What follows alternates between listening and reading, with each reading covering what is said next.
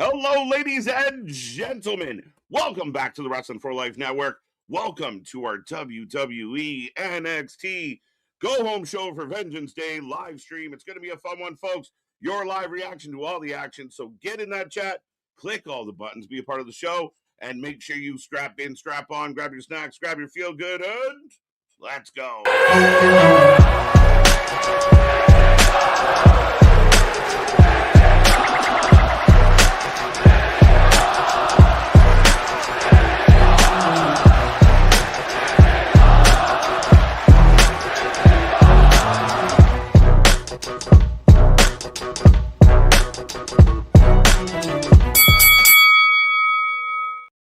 Ding, ding, ding. We are live and back at it again, folks. Like I said, we are the Wrestling for Life Network. This is another live stream, and we are happy to be back at it again.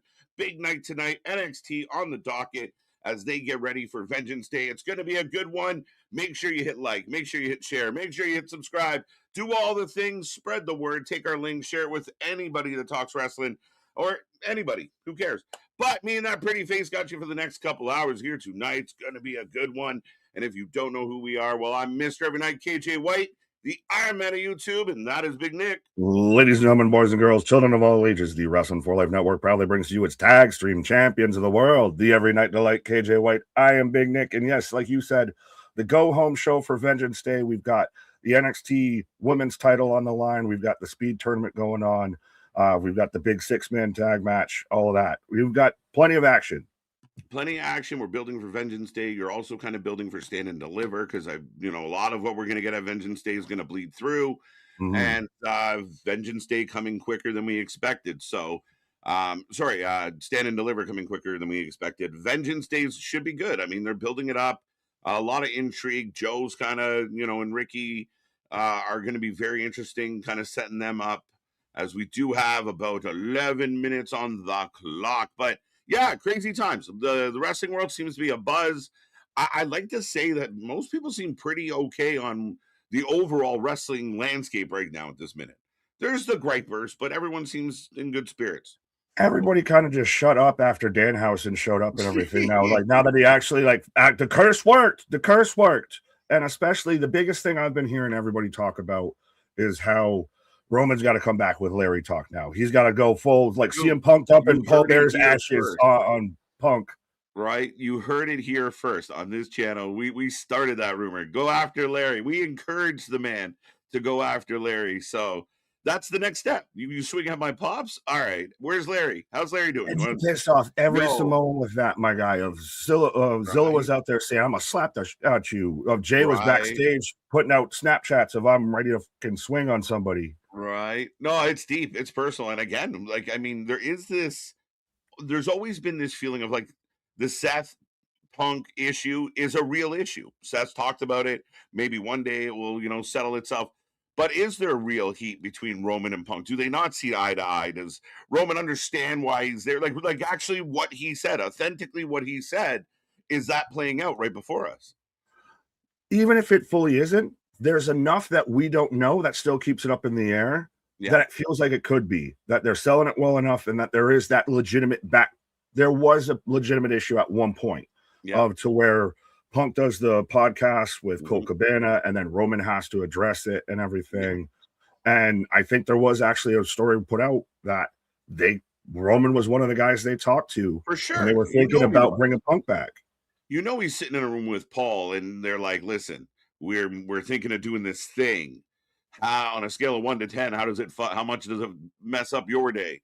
And I'm sure he had an input, but I think he stood on business, which I think his former employer should have found a way to stand on business. But I digress on that one. I ultimately, it works. It feels good. I mean, it's bleeding into other things. So let's see how it plays out. But we are off and rolling, Nick, as we got about 9 minutes on the clock. You see the chat filling up. How's everyone doing on a Tuesday night? Yeah. Oh, I think we've had the same idea. We're going to stand on business, and we'll even shout out the top 3 from last night of Spaz, Jose, and Paul C. Again, folks, those are the free points, the bonus points. If you get in the chat of the super chats and the super stickers, help you get up on the leaderboard. But shout out the top 3. Let's go. But already got TJ in the chat again. Zach, you're getting beat out, my guy. 3:12 a.m. is when this man was out here in the chat. We were in barely my brain, that's getting to still sleep after yesterday. Monday. Yeah. Shit. Welcome, TJ. That's early. Zach, National Sportsmanship Day. Well, there was no sportsmanship, or was there, between Roman and Punk? Because you let that man say he's gonna bury you with your father and just walk out of the ring. Yeah. Not very sportsmanlike in my books. And when Roman does like leans over and goes, "Here, Larry," and gives a little whistle and pats his leg, oh, Punk's gonna beat him up. We might get a real fist fight. I like this. But that's the best part about it, is it makes you feel it. They made you feel it. I'll bury you next to your dog, bitch. Ooh. Mr. Stormy. On March 13th, 1972, Elton John released his single, Rocket Man. Rocket Man. Clay, what up? Damien, looking forward to the face between Parker and Monroe. Yeah, what happened to that whole neck? Jada Parker had the alleged neck injury and everything like that, and then all of a sudden it just went away. Well, the dirt sheets reported she was injured, and as it turns out, they were wrong. And here she was. Like, it's not like the Fed came out and said, "Oh, Jada Parker's out of action." She showed up the next show and got her revenge on Blake, and now we're off and rolling. So, yeah, for my money, I mean, this is good. I mean, the story between Jada and Blake has been strong, and again, not everyone can be kind of at the top yet, but these two ladies are heading up that way. I think there had to be something halfway there, though, because they did keep her off of TV for a week or so. Then they just had brought her back, so it felt really awkward. And we had that really awkward spot to where they were going for the suplex, and she kind of just planted Jade on her head. So, okay. Yeah, I mean, I could imagine. I dinged up, but people were selling it like she was going to be Tony Khan out there in the neck brace. Right. Well, again, let's say she tweaked her neck, you roll that into the storyline. She sits out a week, comes back, and instantly gets back at it. So the good news is, if she did tweak something, people were wrong about her being out long term, and she's here. She looks strong. I want her to stay healthy because she has been out before, but she's a star. She's a star in the making, dude. Absolutely. Well, trust me, we caps off every time she's coming out, but. Eric, hey, Wrestling for Life buddies. You think that Soroka would do the same thing to Zarya after what happened last week? And that leads to a three-way match. Maybe. It might just end up as a singles match between Sol and Zarya. I kind of want that. I mean, a triple threat for the title isn't bad. That's not a bad idea, Erica, but you're going to have Sol come out during the match, not like jump her beforehand, because they're not going to still come out, side by side or anything. Yeah, no, 100%. They're going to be enemies. They will be foes. We saw the turn last week, so we'll see where it goes from there, man. I think they're setting it up, and that's going to be the story here that plays out tonight. Sean Reed, what up? Talking about fantasy basketball playoffs. I didn't even know we had a league. Let's go. Good luck to all. Chris, you getting 2K26? No, probably not. One of those you gotta wait till the bugs come out. Or are you just jaded because we got you to get the AEW video game and never again? The last wrestling video game I bought was Fight Forever, and the nicest coaster I ever bought, folks. It's awesome. The most expensive coaster you ever bought. Yeah, no shit. So yeah, I mean, yeah, I don't know. I might download it and play it a bit, but we'll see. Yeah, I didn't get 25, so we'll see if maybe when it gets on a sale or something like that. Respectfully, even their video games are priced too damn high. Right. At this stage in life, it would become a very quick dust collector, unfortunately. So we got to work on some free downtime. So we'll see. Well, you wouldn't even get the physical copy. Those don't exist anymore. You just get the digital download. Right. You get less stuff and you pay way more. What the hell happened? And they can shut you off at any moment. Yeah, that's bullshit. Mega, what up? I wonder if what the new North American belt will look like now. Go back to the old one. Or is he going to have like MKO or something? Miles Keith Orton or something? Yeah, they'll probably just go back to that burgundy stripe, perhaps. Or the brown one. Yeah. Couchside commentary. Do you guys think we're getting RKO versus Cody at Mania? God, I hope not. I don't think so. I think we're more likely still to get Cody Jacob, but it feels like they're heading towards a four-way because everyone's pissed off at everybody. So um, I don't think we're gonna get Randy Cody straight up. I don't. If Randy and Cody's got to work his way into that main event right now. Randy's already got the title shot. Randy's got the title shot. Cody's got the title shot on Friday. Oh, if Cody gets the win on Friday, I keep forgetting about this bullshit match that they had. Exactly. Don't worry. I'm clocking it because my hater rate is strong with Cody Rhodes. And then does Sammy work himself into a match? We've talked about Jacob. Jacob's been messed with Drew. Does Sammy, because he's got an issue now with Cody a bit and he's frustrated? The question with Sammy is an interesting one because he is just kind of a bit of a guy floating right now. He doesn't really have, he's kind of touched a bit of everybody, but he's not really involved in anything. So that is interesting. Where does Sammy fit into all of this? I think we had the best idea already. Cody versus Jacob fought two. I'd put him in a cage just because it's fun, and that sounds like a really good upper mid card match for main event or a co-main event of a Mania one of the nights. That's unbelievable. Let's go. And Jacob goes over Cody, and Cody's got to start back from the bottom like he's supposed to because of the contract that him and Drew McIntyre signed. But I digress. Let's see. And that's what that keeps him out. So, but I think Jacob's going to get involved and Drew's going to get involved. Randy's going to get involved on Friday. Yeah, I think the ultimate answer is we're going to get a multi-person match for the world title. Right. But Paul, I see you. Roman, Can, what up? MDB, Tuesday night Yum Yums. Oh Christ, you've now turned the knee pad army into the Yum Yum army. The Yum Yum army. Let's go. Yeah, what up? Dennis, I didn't mean to talk over the Yum Yum. Should I pause for it? Should we have a moment of silence for the Yum Yum? Yum Yums. Fucking what is my life? Yeah, no shit. Jose, what up? Kevin, I see you. Ronan, just 32 days away from NXT Stand and Deliver, 46 days away from WrestleMania 42. TikTok, folks. Coming hot and heavy. AD and AC, what up? Spaz with a $5 super chat. You can read that while I take a drink. What's up, boys? Flames have no shadow. The water can't get wet. And I'll have 2 small Cokes and a small Coke and a small Coke. A liter of cola? Can I get a liter of cola? Yeah, what was that? Thanks for the $5, Spaz, our buddy. Man's on the good. Right? Feeling all the goods. Nah, what up? Z-Man, Scar. As we're down like 20 seconds or so, do you see anybody that I've missed? I did want to say real quickly, shout out to our buddy Clay. Happy birthday. It was our birthday yesterday. Clay's birthday today. So big shout out to Clay on that one. Absolutely. Happy birthday. Well, then I see this is star 2 of MDB. Happy birthday to my cousin Raven, the blackest hockey fan I know.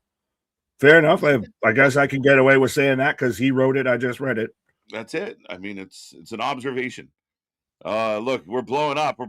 It's going to be hot and heavy, folks. Yum Yums.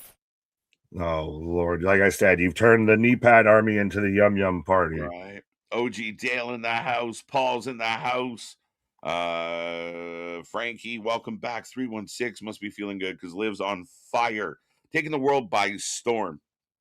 Well, we're about to get the Netflix logo, but there's a whole nother thing that's taken at least Twitter and the internet by storm a little bit, and I kind of want to speak about it at some point here. Okay. But I have it then. I think I did too. I got now. Well, now. Oh. Somehow the UK is behind Canada. Forever.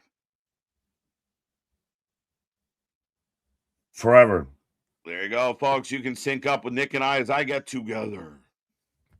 I'm getting that now. Okay. I got the building. I got stone. Building, stone. Like a tap. There you go. So we go run back a little video package from last week, folks. Welcome to the channel. Be a friend, tell a friend, like, share, subscribe. Click the little reaction buttons down below. We want to see those hearts popping up. Give us a little bit of love. Get a little carpal tunnel on our behalf. Pause. What's up, Tanisha? As I've got the tag match from last week right now. Yes, sir. There we go. The robbery of the year. This is brutal. There goes my hero. The best tag team in NXT loses to the Vanity Project. Boo earns. But Tony's out there costing them. Tony, I like the development of Tony D'Angelo's character and his story. That's worth sacrificing your Dark State fantasy. Oh, come on. Are you surprised that Tony's not really messing with like top guys right now? Like, I know I defend Dark State, but Tony, should he not be kind of sniffing around the title a little more? He was at one point. But you've already got that there. You already got Saints and Henry. That's been building for a bit.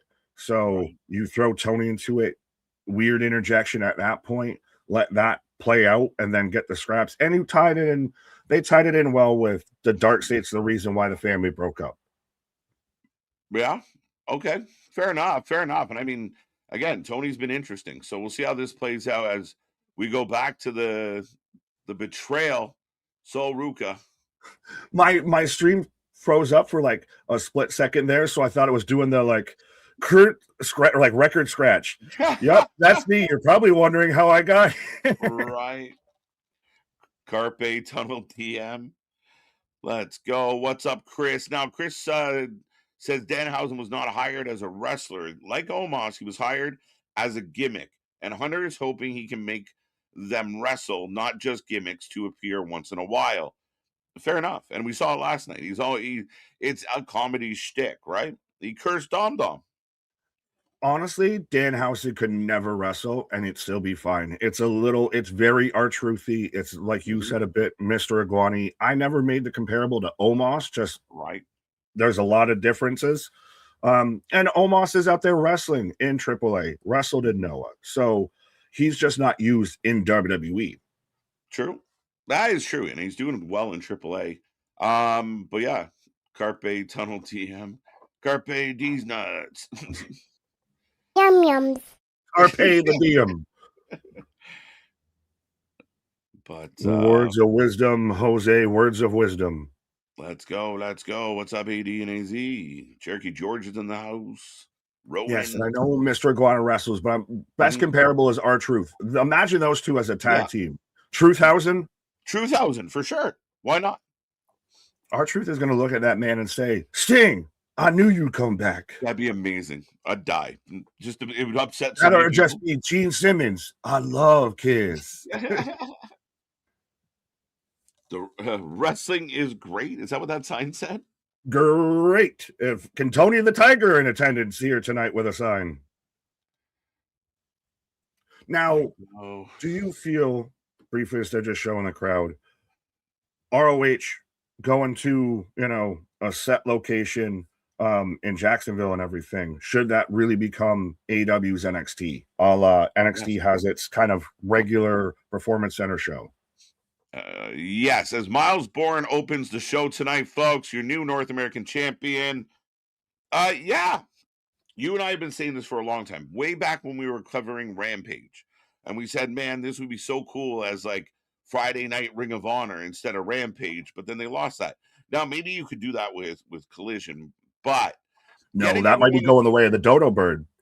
Right, but maybe making it cool might save it.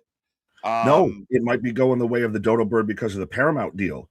That's true too. Shoot. That's interesting. They'll move it somewhere else, or at least try. But ultimately, Nick, we've been saying it forever. You want those, you want development. There's nobody that AEW's ever made. The good guy, like anyone that's good on the show, came there good. Some have gotten better, but ultimately, nobody was built from scratch. Not even MJF. MJF showed up at the door as MJF, Maybe Hangman.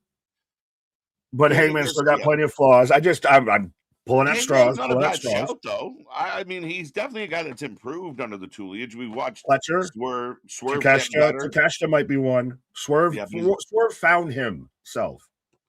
Yeah, that's true. So I think ultimately, though, something like this where you can really utilize Ring of Honor and not just have all your Ring of Honor champions running around your main show. If you have a Ring of Honor belt, stay on Ring of Honor. Keep Ring of Honor and AEW apart.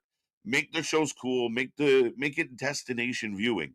Make it good enough that people want to tune in, because we start whispering about, man, did you see that match last night? You got to go watch this match. And that's how Black and Gold did it. It was word of mouth. Everyone started chirping. Bro, did you see that match? No.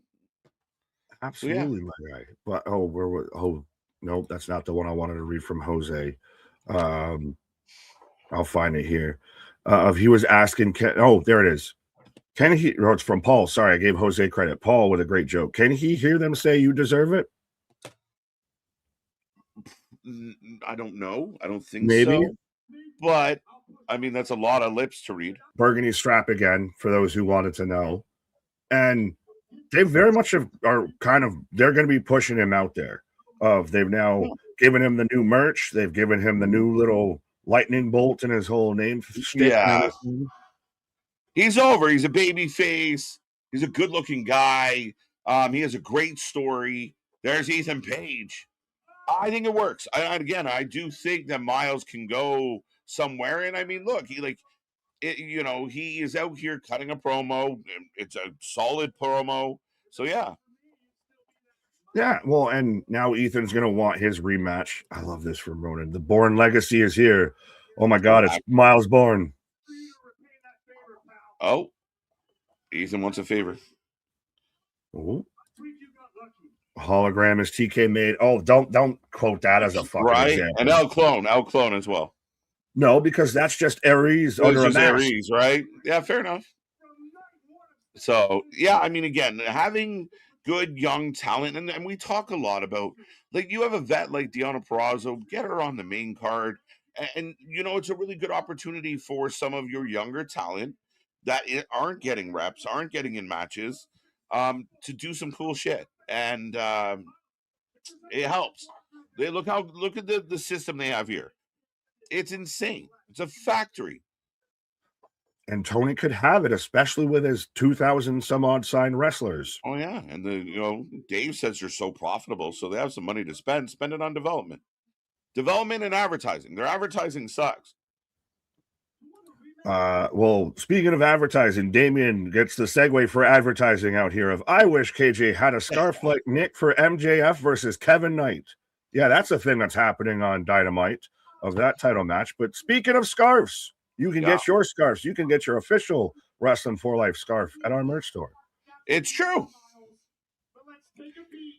Do we need a burgundy or a Burberry pattern one or a plaid one just for me? I was definitely looking for one. I swear to God, I was looking for a pattern for sure. Oh, I would rock that every day, my guy. But we got we want it right now.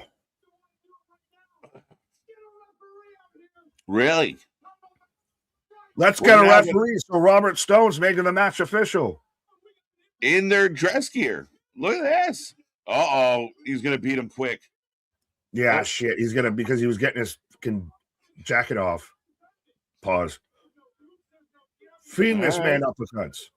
I do like the spontaneity of this. NXT. Robert Stone said Chaos is going to come to NXT, and he's delivered in Chaos out here. When's the last time every time someone comes out and we're going to have a match right now, they're already in their fucking wrestling gear. That's it. Like, they're not out here in their goddamn loafers. Yeah, we always say it like, oh, they're in their dress clothes. This is just a segment. We know. But hey, you guys want to fight? Fight now. Go ahead. This is great, though, as he's ripping his shirt off here. Right. No, this is, you want something to be impromptu. This is how it's impromptu. Right. Got Born for the win. I didn't even have a chance to pull up. It's a title match. It's a title rematch. I figure, no matter who wins this, they could still. They're jumping on the table right now already. Yeah, just throwing bombs. Miles is fired up. But I figured no matter who wins, you can still run this back for a third time on the Vengeance Day. Absolutely, or add a step to Vengeance Day. Yeah, I almost wonder. That probably is honestly what I thought they were initially going to do, of have them interact in Robert Stone. You know what? You can fight it out on Saturday at Vengeance Day. That's what I thought they were going to do for sure. As we're in commercial break, and slight note, and other commentators and other promotions take note from allegedly the worst wrestling commentator out there today, Booker T, even calling to the ref, come on, saying do something when they're out there fighting on the table, of selling that shit shouldn't happen.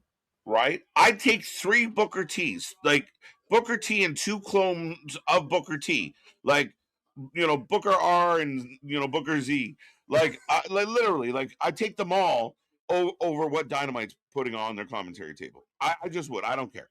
I don't get the Booker hate. Like, I feel like Pat takes the same heat, like, because they're so boisterous and like outgoing. The fans are like, "Oh, we don't like that. You're supposed to be like miserable like us, like be bummy." You don't know what a Saito suplex and a kata hajime is. You don't say ushigoroshi. Right, and that's why you have you have your a team that works. You have a dichotomy. Like, I mean, Vic is the opposite, complete in every. But that's what you need, right? So it's you had JR, you had King and JR, much like you had Monsoon and Heenan. You have the point. You have the straight man, and you have the color guy that goes over the top. And I get. Oh, Booker's out there. Oh, shucky ducky, quack, quack. But that you're telling me that's better or that's worse than Excalibur? Really? Really? I hate to jump companies and point the finger elsewhere, but I mean there's bigger struggles in the wrestling world than Booker T. And I think fans nowadays would say the same thing about a Jerry Lawler. Like, if you put all the other stuff that he can't do in 2025, 2026 away, and just on his whole like demeanor and the way he threw him, like the big personality, I like it. I like it a lot. It brings energy. Oh yeah, Jay the King Lawler out here talking about puppies in 2026. Well, that ain't gonna happen. Right? No. Oh, I saw this, and this is hilarious. Jose saying, Nick saying Japanese words is why I subscribe to this channel. That and KJ saying Spanish words. I think we are bilingual, trilingual, some lingual. Trilingual is the best way to put it, because we be trying. We be trying on that lingual. We trilingual. We don't have any of them down pat. Not even the one we're supposed to. Facts. Hassan, what up? I vote for Miles. TK, why the commas? TK, why did you book a horrible match between Moxley and Hachicero? Bro, Damien had a comment earlier, because it was like, he literally said, like, Moxley, Hachicero, and then why? And I died, because that was my first thought when I saw that this morning. And that's from the leader of the Hopium tribe. Why are they doing this to us? He's fighting all the luchas. And he's not a lucha. He's not even a good not lucha. Because he can brawl with them. He can ground and pound. Pause. He bores the fucking death and make guys that are known for going fast go middle at best. They're damn near neutral with this mother. Slow it down. Slow it way down. And folks, you just heard a whole John Moxley promo right there, by the way. Oh, man. I don't get it, Nick. I don't. Every week, people talk about repetitive and why are they booking Cody again? He's going to open another show, and he's instantly a channel changer. If you are waiting for Dynamite to come on and it comes on, and you have other shit to do, and it's Moxley, you're going to do the other shit, and you're coming back. 25 minutes of the show last week was Moxley, dude. That's crazy. You know what gets me really excited? To see John Moxley take on, we got a belt loose, and Booker Page just completely fell out the side of his pants. Yeah, his pants are done. Oh shit! Oh yeah, Brock Lesnar be damned. Oh, Yeah, he Brock Lesnar his pants. My pantalon. Je suis pantalon. I feel like, do you remember all that on Nickelodeon with, with Pierre Escargot? Yes. Oh. See, we should gotta save all this French for the Fruchador, but Lady B, yes, we are wrestling in church shoes out there now. Wrestling in church shoes and your Sunday's best. Spaz with a $5 super chat. It's diabolical that the Titantron video for the deaf guy is sound waves. Imagine blind wrestler with a strobe light drawn. I mean, I guess they're just saying it's just braille. It just pops up bubbles. I mean, I don't even know what to say. How do you answer that? Thank you so much for the super chat. You're kind of, and Miles beats him with a zigzag. Okay. Bye, Ethan. Is that you moved him and you put him up with Chelsea? You can, yeah. Finally. The only other option, like what they could do here is Ethan throws a tantrum and says, I had to wrestle in my loafers. This is ridiculous. I deserve a real rematch. But then does Bourne beat him 3 times and bye-bye, Ethan? If you beat him that's the thing. And he's got to go and complain to Robert Stone. There's no Ava or anything. So he's got to go right back to the guy who just made the match. Yeah, that's okay. You asked for right now, and you got right now. Right. And you right now got your ass whooped. Yeah. And back to Spaz. It's like Sonar. Like, I am Batman. Batman. He's not only Randy Orton. He's not only Jason Bourne. He's Batman. As we do have Zara with Sarah Schreiber, but and now we've got Batgirl. Yeah, right. Oh, Dark State roam in the parking lot. And now we have the Foot Clan. I will admit, this looks kind of silly. It's just, Robert Stone with security. They're just standing on the parking lot yelling at the sky together. They're emotional. You don't understand their emotions. Sugar punch in the air. Ricky! You're my real dad.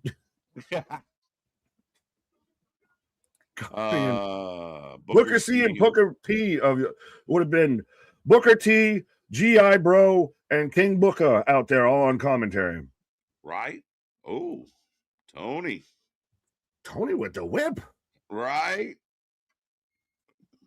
A little bit of American muscle. Yeah. Oh, we got a crowbar, and we got Blake Monroe. Speaking of prying things open. Whoa now. Yum, yum. Speaking of boxes, you want to pry open what? I mean, you led me to fucking drink there. You led a horse to water. I think I ran to the edge and you kept going. Yeah. Well, you took all that whole trunk just for a crowbar, my guy? There's a big trunk just for the crowbar. Right. And I think I would put it like in the passenger seat on the way. Just me. Just drive by, crowbarring. I want to have it in my hand just in case you're out front when I get there. Exactly. You can just grab and go, my guy. I don't have to go pop the trunk. What are we doing? Yeah, that's how you get your ass beat. And no mobster walks through, shows up, to do a hit or anything in the trunk. It's right there. Anyways, as we're gonna get indicted and brought up on charges here, but the algorithm. Speaking of mobsters, Capone, what up? Sorry. No, go ahead. No, I was just saying. Speaking of mobsters, what up, Capone? What's up, Capone? Let's go. Wait, where is it? Scusi, ho un momento per commentare l'accaduto. Tony showed up, so you got to play the Italian out there. Capone, scusi. Yeah, mi scusi. The NA champ sounds like the not available champ. Well, should that be the vacant championship? Which one? The NA champ. Oh, the NA champ? Yeah, the vacant. Not applicable. Yeah. Chelsea hurt though, and there's still Alba Fire with her. She will get healthy. It's not like you gotta put her down when she is in the cast. No, she good, and I mean she's so good she can pull off what she's doing now in the cast, in the wheelchair. We see Bibbins trying, but Chelsea's got it. Chelsea knows what she's doing. She was great on commentary when she was out there on commentary on SmackDown. I said it. She's got to be considered. Sorry, Michael Hayes. I know you're a vet and all, but she's got to be considered for a world champ soon. Like, you got to consider it. She is like, she's got it. Well, absolutely. And did you see him on Taker's podcast of, now you see they cut the rest of that out. I was saying she was going to be a world champ, but they just cut that out because, editing. Like, no, sir. You period at the end of that sentence that you said there. Right. Absolutely. As we are on a commercial break, folks, show rolls on. Hope everyone is happy, healthy, and safe out there. But we got Blake Monroe coming up after the break. Right. Fizz, an impromptu title match where they're still on suits and ties are just unique, but that's good. Good. Different feel, different vibe. I like it. I really do. Absolutely. And it was needed. Again, because a lot of the smart fans, like we know the tropes, right? So there's a curveball. Well, fight now. Fight in your suits. I don't give a shit. Just stop bitching. Yeah, well, you want him right now, so it's on site. Right? Let's go.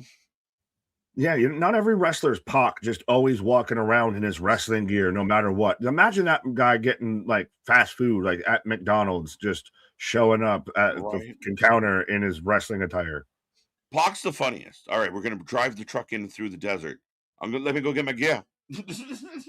Who needs kick pads in a fucking Toyota Tundra out in the fucking desert?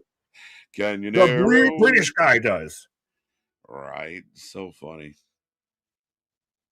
Spaz with $2. I need you guys commentary on a Natty Mox Iron Man. What is Bloodsport? Yeah, right. For an hour though, like an Iron Man. Jesus, I couldn't do it. I'd tap out first. We'd be taking pauses during the match. It's an Iron Man, so we'll be back here at some point. Like that. If we're doing that, you're just gonna puff on stream, say fuck it. Fair enough. That one's for you.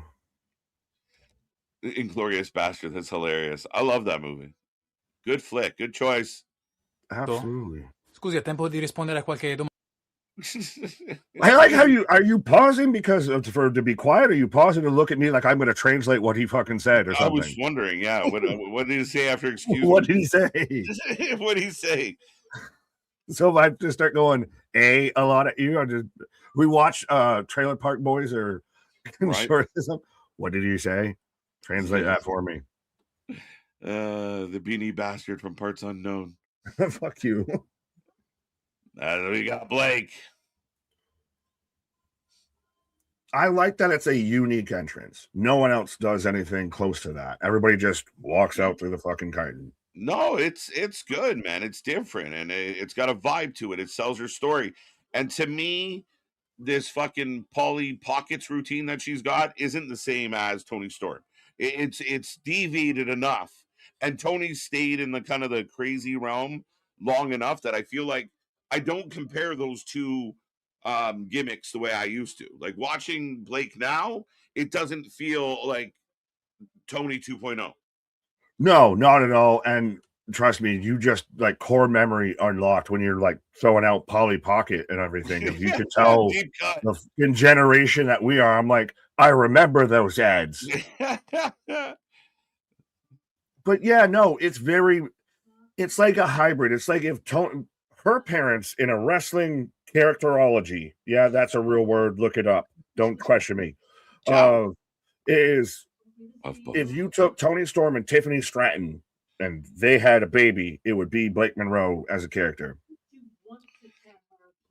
Yeah, I think sorry, I get distracted by Blake, but yeah, no, I think it's not the same. It's definitely not the same anymore. It doesn't have that vibe. No, what I was saying is if you combine Tiffany and Toni Storm and mash them together. My bad. Yeah, no, I mean, hilarious. You're the ultimate. Isn't that like the big tall lady from Dude, Where's My Car? Isn't that what happens if you smash them three together? Fair enough. Yeah, there you go. The ultimate Barbie. But Dre, I think that's a new name. Shout out all the new names that have been popping up in the chat too, and everything. By the way, and if you're new here, and even but hi, KJ White and Big Nick. What up?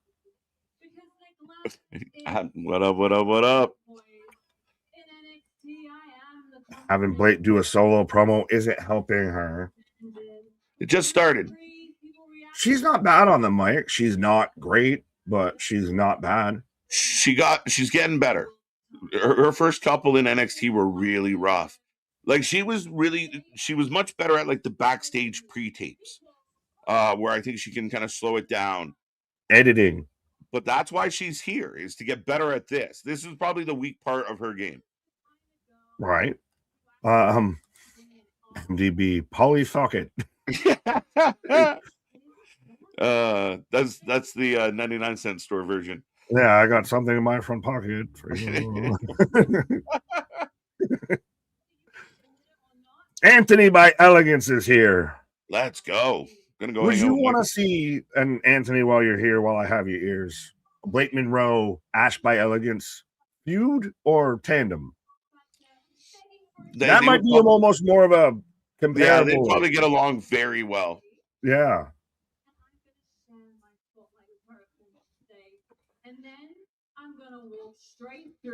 Who is fighting tonight on Tuesday night? Sorry. Who's fighting tonight on Tuesday night? Here comes Jada. And I'm sorry, Blake, but here's the star of the segment. Yeah, that's the thing. So comfortable. Very comfortable looking. Yeah, well. Yums.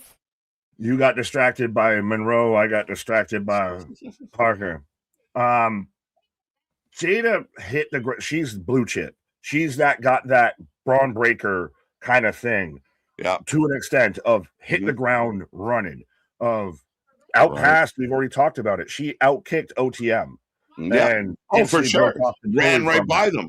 Left them behind.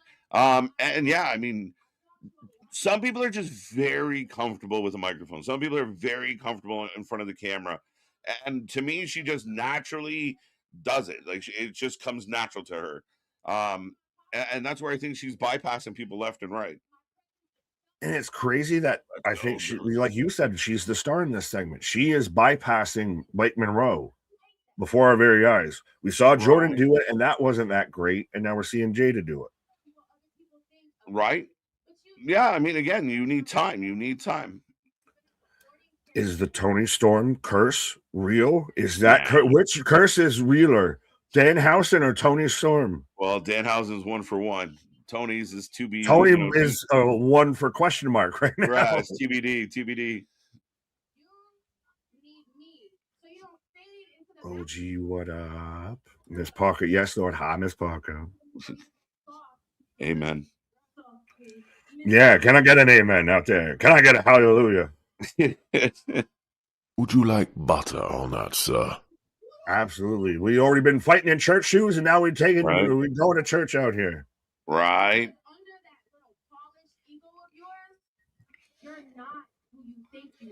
You're not who you think you are. December. Let's go. By the way, thank you for the kind words. Dre, welcome. The song is a curse. Housing is a curse. Is it a testament, though, that we've already been paying attention way more as slaps, and now we're getting physical? But we were already hanging on what Jada was saying, and we didn't pay attention to a fucking word Blake Monroe said? Maybe not. Yeah. And Blake didn't have the strength to take down that Miss Jada. She didn't have that arm strength to get around those legs and those hips. I was going to have that grip strength. Jada just dropped down on her and started wailing away. But we're building it up. We're building it out, folks. Right. I like this little douche canoe here of the Swipe Right Identity Project. Yeah, the fraternity. Yeah, the absolute douche canoes. All 5 guys, just one boat rowing together. What the fuck is Ricky Sayes wearing? And why did he steal it from Seth Rollins' closet? Hugh Hefner said, "Give my shit back." From Beyond. No, that's even too loud for Hugh. You think so? Come on. Bro, leopard fucking sleepwear, leopard robe, and matching pajamas with the little sachet and everything. He out there shaving down links. Links. Man's got exotic animals out there. Right. Ash by elegance is what I want to do before you pass the blunt to me. Ash by elegance. There you go. I like that. Touche. Tip of the hat. Right.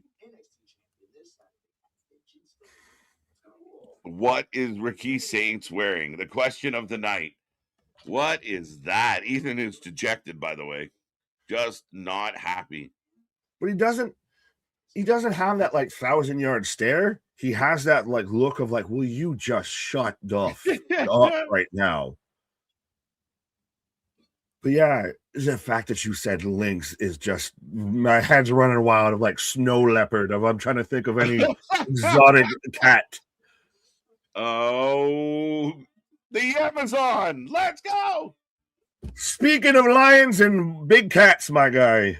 Lions versus Ren out of left field. Let's go. Is this for speed? Yeah. It's got to be for good. Speed. Well, because that's all Lions can wrestle is 3 minutes. What's that? I said that's all Lions can wrestle is 3 minutes. Yeah, that's all you got. Any longer, she's gonna blow out a knee or something. Yeah, 3 minutes max. Hey, that's it. It's a solid 3 minutes, though. I got you for 3 minutes.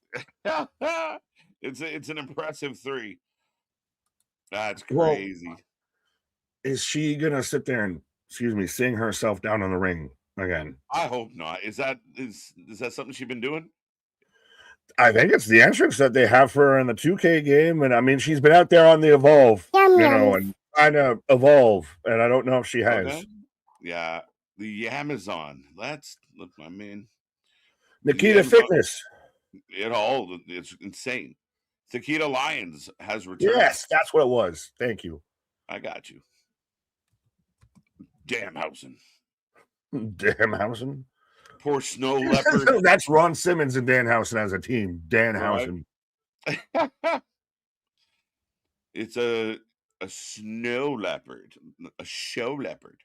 See, that's I started thinking of exotic cats. This man's got, getting Tiger King out there. The rock bottom pajama collection. Yeah. You got that straight from Blaine. I like that one. The rock bottom pajama collection. Now, see, that has a nice double play to it, and I appreciate that. Right. My last name is Lion. There you go. Was this Empire? What's up? Was Lion no S? So I guess AD is letting us know that his last name is Lion. There you go. Why the f you lying? Why you always lying?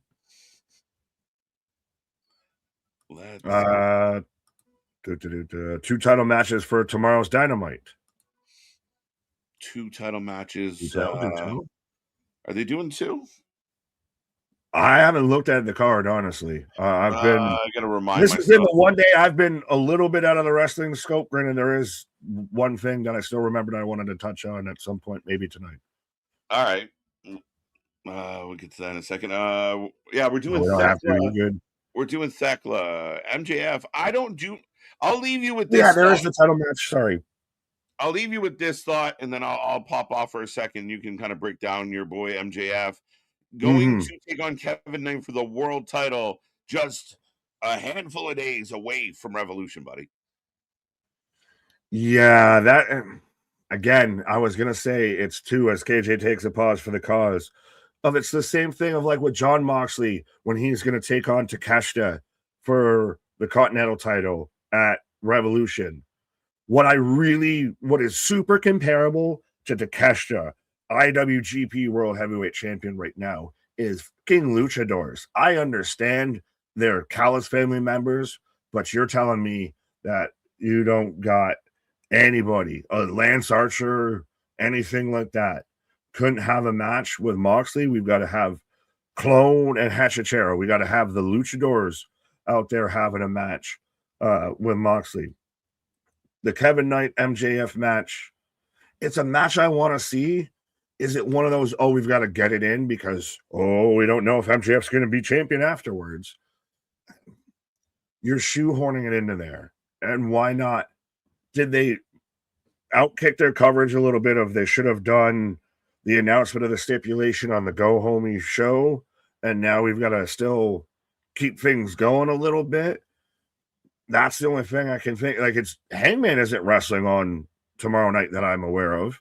If I'm wrong, fact checkers can let me know. But why is your world champion? And I get, oh, he challenged Kevin Knight. It's a good match out of context. That is a good match. That is a match I would want to see. In the scheme of everything, as you're going into Hangman Adam Page will be an action as well. Fair enough, Damon. Who's he wrestling? Is he putting on his opportunity to challenge MJF on the line? But I get the whole MJF's giving everybody an opportunity. That's good in one arc. The fact that we're going and supposed to be building to MJF versus Hangman, I don't know if it fully connects. As I've got the whole speed division, and Briggs has got a letter. And is that his walking papers? I don't know, but I'm wondering what he said. As he's got a letter. But Briggs would fit in this goddamn speed division, which still shouldn't be on TV, but I digress.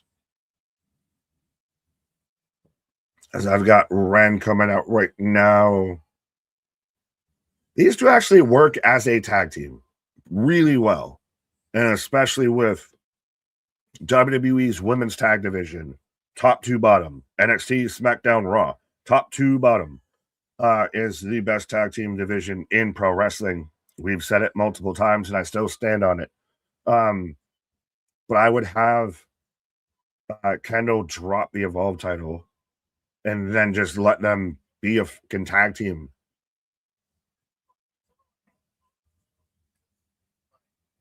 Oh, so they are bringing up that Kendall's going to have a street fight tomorrow night on Tubi. Let's see if the Tubi show, if Evolve is going to outdo, well, they don't even get ratings, but if more people are going to be tuning into Tubi than Dynamite. But I've got Nikita out here. Yeah, so she's not singing. She's just fucking, she's Kid Rocking. She is Kid Rock halftime performance, fucking lip syncing her entrance song and basically performing a music video as she's doing her entrance, which good on you, good for her, what have you. It's very, I don't know what the fuck, honestly, Nikita Lyons' gimmick is. I get it's unique, but like, are you like karate wrestler? Like, because you do the MMA and everything? Are you a fucking pop star? Are you trying to be all of the above? Are you, the sultry fucking whatever the fuck? I just it's so funny looking back at when it was like Nikita Lyons and Zoe Starks were NXT's women's division for so fucking long. And how it's like one of those draft classes that you look back on and you're like, really, you were a first round pick? That's kind of that vibe when it's like looking back on that era, because Nikita ain't it, bro. Her gimmick is a baddie, Nick. It's not that hard to understand. So then put her with fucking Jade Cargill. Give Jade a baddie section, and we can talk about that whole thing of Rhea and Jade halfway. Is it a shoot or a work, brother? Of those two popping off, and then Chelsea and even Piper Niven getting involved. Of you're seeing on one hand of, oh, they're building up the story between Rhea and Jade for WrestleMania. Great, because it feels personal. And then you're having other stories come out saying, yeah, kind of the reason why Jade had to take some time off before is because she was getting heat in the locker room. And, she's not really well liked amongst the women's roster. So, yeah, that's a whole fucking can of worms. Jade Baddie's gimmick was boring. But Andrade's doing it now. Andrade is kind of doing it. He's just taking the selfies with everybody. He's got his own, thought trap that's just showing up from show to show. Even if they are out there pointing out how this is so fake. because we're already a minute 17 in here. And the winner of this takes on Thea Hale. So are we going to get Lyons versus Hale or Ren versus Hale? Jade was given all for notching? What? Yeah, less than a minute left right now. Andrade just pimping him. I got home in different area code. Nikita dumped on the outside. Gotta get her in the ring. Gotta win it in the ring. Timeless Tony Storm is still feuding with Marina Shafir. When does it end at Revolution? Is it going to end as, well, they already had a tag match. 1, 2, Ran rolls through. 1, 2 count. I don't even actually think, that's not a bad match to me, and I kind of dig it a bit, but I just woo Ren. The final wrench, that's an interesting ass submission. As Nikita's tapping out, I have not seen somebody hit a submission like that. That is actually really cool. So she underhooks both arms like a Rings of Saturn, but then flips over and like bridges up like a figure 8. That's really interesting. Boston, that's your first comment, my guy. But yeah, you can have that. Hi, Boston. I'm picking Thea versus Fallon. Oh, yeah, I forgot this is a tournament to still take on Fallon. Fair enough. Yeah, no, that's not a bad show. 2-0, 2-0, 2-0, 2-0. Rats 1-1. Oh, I was talking about Tony Storm and Marina Shafir. Is it a good thing or a bad thing where Tony's at right now? She's very much away from the main title picture, but she's also still your most over woman on the roster, like by a mile. So is it a blessing or a detriment? Like, because it's like the Rhea Ripley situation of everybody's still halfway mad because now she's back towards the title picture when she's been away from it. So how far can you be away and still not be pulling down the division? It's all, yeah. If your top woman is in the mid card and actually even a lower than the mid card, is that a problem? Voted for Kate to win. So that solution, I already know that means Lions, as I got Bourne and Hendry backstage. These two would very much be a fucking buddy cop film. He did the whole fake out. It's my second comment. I know you are. That's why I gave you shit back. We do this. It's like you've been here before a time or two. I'm mad at you. You should know that by now. I hope Nick doesn't click on this comment. Too late. You know what? I'm actually going to start just because you said that.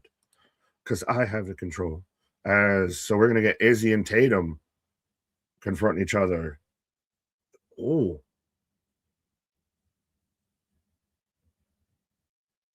this has got to be a commercial for the 2K. I was getting all excited because they were showing all this, Attitude Era Monday Night War stuff, which hashtag definitely not sponsored, but shameless plug of, I guess, on the WWE Vault YouTube, it's Attitude Era Week of you can watch all the stuff that they want to give away on there. But after you watch us, by the way. But yeah, they're advertising 2K as I'm in commercial right now, folks. How are we feeling as we're almost an hour through NXT? Good, bad, indifferent, good go home show. Is it a good episode of NXT? Is it selling you on Vengeance Day? Dave used it. Used what? Tony going to drift into the AW abyss. That's kind of what I'm worried about, of just a little bit less and a little bit down, of a little bit down and a little bit down, of her stock is falling at an alarming rate. There is not a woman on that roster, I would say, that's been pushed, that's over more than her. But it's not like she's building Marina up to her level. Marina's pulling her to her level. And I'm not knocking Marina because actually Marina's really kind of surprised me. She's caught on. If you wanted to push Marina and push Tony Khan, sign Shayna Baszler if she's not already being an agent for WWE. Well, even then, you can just scratch that, move along. Have Marina Shafir just be a fucking badass and separate from is the Death Riders the Judgment Day of AEW. Of they should just fucking break up. Of Finn Balor's technically supposed to still be a heel, but everybody wants him to be a babyface. I'm going to make the comparable to John Moxley and expect that KJ is going to argue with me on that. But looking at it from a sicko AEW diehard fan, kind of they're cheering for him. The whole rest of the factions heels. Have that be something. Break shit apart. It's been the same thing for almost 2 years now at this point. I don't mind Marina Shafir. I think she's actually found more of an actual character in this tail end of this group here. So ride with that a bit. Honestly, give me a Thunder Rosa Serena Deeb, or give me a Thunder Rosa Serena Deeb match if she's still with the fucking company too. But give me Marina Shafir Thunder Rosa match. Spaz Nick is the best Nick in the rest of. Well, I'm the only one. Well, no, I actually can't even say that because we got Geekbox, who's definitely the brother from another mother, the brother from the British mother of British Nick out there. So I can't even say that, but I will humbly accept your appreciation there, Spaz. I just realized the vault of WWE is all sorts of fudged up. They better fix it. I want to watch all of Evolution's run. Fair enough. Would you like to explain how you feel it's effed up? You have that. You got me, Walter White. What? Fair? Oh, because I clicked your comment, I guess. Judgment Day rules. I will rule you. Oh, I'm going to read this because KJ's on a pause. But Daniel Barry Sports Highlights. Hopefully I did my best Canadian impression there. I'm like that guy that dressed up as Jim Carrey at the Paris Award Show. But happy Tuesday. Hello, everyone. Hello. Well, Finn is doing babyface things, so if anything, he's currently a tweener heading face. Right. And is there not a contingent of AW fans that feel like John Moxley is a babyface? So that comparable sits. Kind of, I know I'm trying to square peg round hole a little bit, but I think just both factions have gone on for far too long and need to be broken apart, torn asunder. Isn't it that we're never torn asunder? We're reunited and it feels so good. There you go. There you go. No, I was comparing of how. Yeah, no. Okay. No, I think the biggest difference for me is that Finn is doing babyface things. Moxley never did anything other than shake his fist. My overarching argument was that the Death Riders were the Judgment Day of AEW. Of that, there are two factions that kind of need to break apart, that they feel disjointed a little bit because you're supposed to be cheering for part of it, but booing for the other part of it and all of that. Yeah, I mean, it doesn't quite make sense on the Death Rider side of things. It's gone on long enough. It's tormented us long enough. Everyone knows my taste. Shayna Baszler. Oh, Shayna! I mentioned her literally while you were on your pause. We were talking about Marina Shafir, and I was like, Tony, sign Shayna Baszler, put her in a tag team with Marina Shafir, unless she's out there being an agent with WWE, which apparently the fuck she is. There you go. But yeah, I mean, Shafir is great, but they're kind of doing with Kalani what they did with Maxine. They're trying to give her that tougher edge. A bit, but it also makes sense of, hey, you're going to take on Lola, a former actual Bellator MMA fighter. And so we'll get Shayna Baszler because it's going to be an NXT Underground match. Right? What? Did Shayna beat Lola in the Underground? Yes. Or vice versa. They've at least fought in the Underground. Yeah. I can't remember who won the match, but I know they've had a match. I thought Lola won it for a second, but now I'm doubting myself. Fact checkers. Either way, go to the source. Right. They're missing a ton of seasons. It's unfortunate. Netflix has been good for that. I know, sorry, tangent, because we were talking about the Vault, but no, I'd rather watch Shayna come back to the ring than we're going to get with Gina Carano and Ronda. Right. British Nick equals brick. House. Yes. I didn't even think of that, but no, Spaz said I'm the best Nick on Wrestling for Life, and I said, well, I agree. I initially said I'm the only Nick, but then I realized no, we've had British Nick, we've actually had Canadian Nick, and Little Nick too, and Little Nick, all the Nicks. I'm like Seth Rollins with my fucking masked men out here. Your minion. Does that make me Gru? So yeah, this Saturday we're going to the Underground, folks. How do you feel, Lola Vites, Kalani Jordan, going to the NXT Underground for a match? I know I've not been the biggest fan of Kalani. I'm starting and trying to come around. It's like the Kiana James effect. I'm starting to try and come around on the whole thing of what they're trying to do and understand and get behind it. If they're going to actually give her this, she's female Carmelo Hayes. She's female Carmelo Hayes, and I have to accept it. So we got Izzy and Tatum having a face-to-face with the Dollhouse.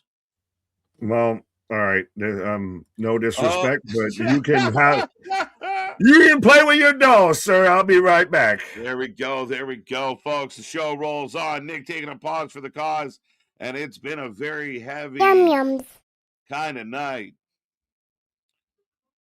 Lola can fight. Yes, she can. So dumb. What dumb? The dolls?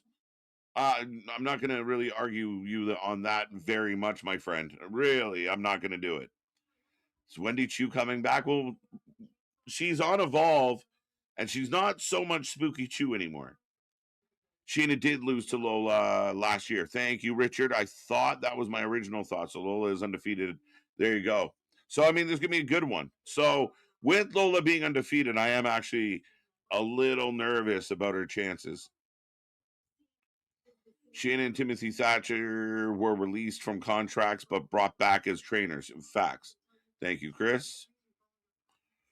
Recently, Finn hasn't done anything to make you boo him. And now after a handshake and the face move last night during the IC match, fans are on notice that he's a good guy. For facts. And that's the thing. Like, so you start getting the hints of the change on, of the character, and you do things where people, for example, and I mean, Nick brought up Moxley, which we don't need to, but, okay, Moxley's going to win the Continental Classic. He's going to start being a little nicer. He's going to be a little more emotional. Okay, fine. But then you got to pay it off. So Finn is showing signs of good, which is going to rub the others wrong. We saw what happened with the IC title. So now it sets it up perfectly. And then once you make that hard move, it's all set. That's all you need to do. She's a trainer for sure. Put Dakota with Marina. Are we surprised that Dakota hasn't really popped up? She still got it. So if anyone is wondering, I have Tatum Paxley, Izzy Dane sitting in the greenlit room with the dollhouse with the characters from the Culling Minion. Nick is Dolly parting. He's out. Dolly parting. He's gone. I like that one. That gets a star. Big Nick and KJ, do you think the beef on X between Jade and Rhea? I think they're working and they're selling us on a match that's coming up huge. I think it's great. I think it's great for business. The dirt sheets are already reporting. The dirt sheets instantly took the bait. Oh, Jade's had issues backstage, blah, blah, blah. That's exactly what they want people to be saying right now. It is perfect. Not as many people talking about Rhea being Rhea Hogan. A lot of people talking, oh, Jade. I think it's perfect. I think it played everyone really well. And as always, the dirt sheets are so predictable. So it works. Is we're getting a 6-man tag, and the Vanity Project jumpstarts us. Do I have a graphic? There we go. All right, folks, I will put a late poll up on this one as we got a jump start in the aisleway. The Vanity Project. I'm just going to put VP. You can figure it out. Taking on Hank and Tank with who do they got? Oh, Shiloh.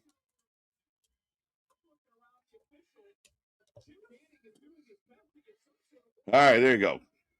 Vote is up. I've lost internet in this feud. I've lost interest in this feud. Internet. It just started, but I'm still trying to figure out. I mean, they're clearly behind the Vanity Project. They're clearly giving them some love. They're clearly using them more. Hank and Tank, I think, are great, and Shiloh, I haven't figured out yet. So we'll see. The dolls are fine. The whole Kalani, Jordan, Shayna Baszler thing is dumb. Oh, I don't think that's dumb. Why do you think that's dumb? Kalani's about to take on a legitimate fighter, a lady who's undefeated. Why her doing a little bit of training with Shayna? Why would that be dumb? I'm curious. Legitimately asking. I don't get the dumb part. Funny. The Dollhouse is the name of a strip club in Miami. Amen, brother. Let's go. Does Blake and Jada need a stipulation? I would think so. Maybe. I think it's been heated enough to get there. And this match, I didn't include nobody in the options, and it's going to be nobody. Hilarious. The crowd chanting, let them fight. Damn, this was supposed to be a breakout feud for both of them, but now it's just ass. It hasn't even got off the ground, though. This feud, or are we talking about the ladies again? You got to make sure you're being specific, my guy. But I think we're going to get the match anyway. Robbie Stone kind of starting to impress me here a little bit. He's getting security out. He's lining everyone back up, and we get the ding ding. So we are going to get a match. I like it. Shout out to Robbie. Getting them in the ring. Moxley and Finn are kind of similar. Yes, I think Finn's doing it better. This feud's been going too long. Again, has it really been going that long? Someone help me understand. What how long has it been going in your mind? Grouping TNA and Taryn Teller ran with Mission and Marty Bell. Fair enough. I am entertained. Let's go. I am. Oh, 1 second. Hold tight. I'm back. Behind in the chat or behind in the playback? Nick and I are synced up, so I don't know. That's all I can do. I met Izzy versus Tatum. Oh, well, again, be specific. Izzy versus Tatum. Yeah, I could see where you feel that way. Again, not I defended the wrong one, but yeah, I could see how you feel that way a little bit. Yeah, I hate that. I really do. But for those watching on Netflix, no commercial. So here comes Hank. And boom, into the corner. Off the snap. Vanity Project for the win. Vanity for the win. VP for the win. Hank and Tank with Shiloh. VP. Got VP. I got VP as well.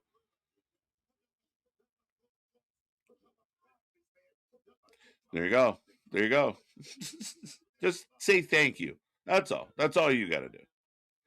Jade hasn't done much of anything since winning the title, and you got to get in your reps. Rhea's levels above Jade in the ring. I would agree with that. I think this is where the partnership and the dichotomy of kind of what we watch with wrestling between the work and the kayfabe.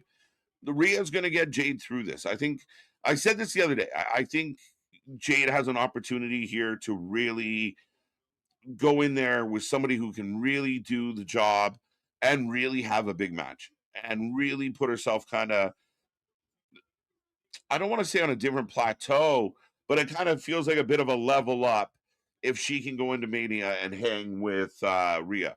And I would have her win.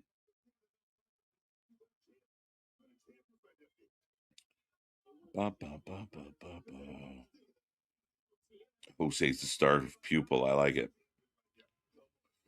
Vanity Project for the win. Hooray, KJ. What's up, Chair? Rhea will care Jade in promos and definitely in the ring.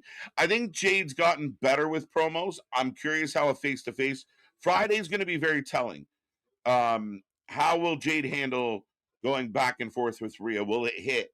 Will it work? Play it a lot, actually. Play this is quite a bit. Big fan. Big fan. When does Rhea cut a good promo? She can cut a promo. She's good. She gets the fans going. Oh, wait. What is happening here? Keanu Carver yelling at Booker T. Jackson Drake, maybe the new young Randy Orton. He's definitely got a lot of upside. I would agree with that. I haven't seen the kid much yet, Paul, but he looks good.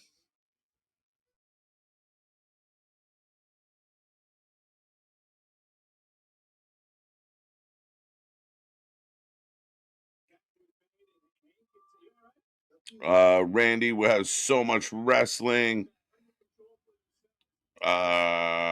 Jade does walk by comments, not promos. True. Yeah, she hasn't done a whole lot. So would you say this is I don't know, make or breaks, right? Because Jade seems so talented. But it is a big spot for her to be in. She's got to handle it. Right? You got to know your audience. You got to know your audience for sure in that game. Yeah. Let's see. It'd be jokes. Can we do that live somehow?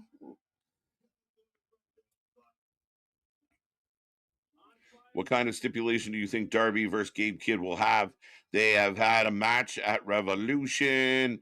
Damien, I don't know. What kind of match could you do? Is it, last one still a live match? Is it, put your opponent in a coma match? Is it, is it the back of a pickup? What are we going to do? Well, what crazy shit can you do? That's kind of the dilemma I think they have a little bit with this feud. And other feuds in AEW is you've done so much of the hardcore stuff. What stipulation is going to really shock us? You run back a casket match? Don't do that. Don't do that. The last one sucked. I don't know, man. That's a tough show. You're acting like Hunter did not. Oh, that's for Richard. Need to deal with the shit storylines Vince left him before he could do things his way. Robert Stone got left in the middle of the storylines. Yeah, I think people kind of lump it all together at times. I don't know what the initial comment was, but again, I said it the other night, Chris. People often talk about the Vince time and Triple H and this is so bad. Go back and watch some of that shit. Go watch 2019, 2020, 2021. There was some really bad shit. I pretty much had given up on WWE. It was so bad. The 50-50 booking, the incomplete stories, the shit that made no sense, the getting behind someone that you really like for some part-time big name to come back and squash them. That was shit. And again, I don't think things are nearly as bad now. Speaking of not nearly as bad, well, or part-time big name. We can go with that. I think you're full-time, my guy. I got a big name. It's literally in my name, my guy. So, I mean, had to go with the joke.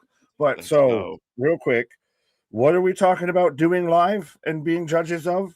We were joking around about Cards Against Humanity. Oh, no, we would get canceled. What are you talking about? We would definitely probably get canceled. That has to be at bare minimum a members only. Members only, yeah. Which is why you need to become a member today. That might be even a Twitch exclusive if we were to ever do something like that. Because, big fans. Actually, at Christmas, it's a little odd playing that game like when your folks are around and your mom's just saying some outlandish shit. See, you're like, whoa. Yeah, fair enough. What we do is because it's all like all the families in the building and everything, we're all just kind of one extended family. If we cook out on the back or anything, we'll all play that or all the little different games that are close to that or not that. as Vanity Project in control. They dragged the stairs over and they got Hank pinched. And I like that they stop and pose for a picture. Right. I mean, they're just starting their push, so we'll wait and see what happens. But and that is correct, Kyle, as far as Rob is interim, but I think he's making a case. And like even this, they had a big brawl, security came out, usually match over. Robbie says, no, security, get the fuck out of here. Ting, ting, ting, let's go. That's two kind of unique moves, and I like it from him tonight.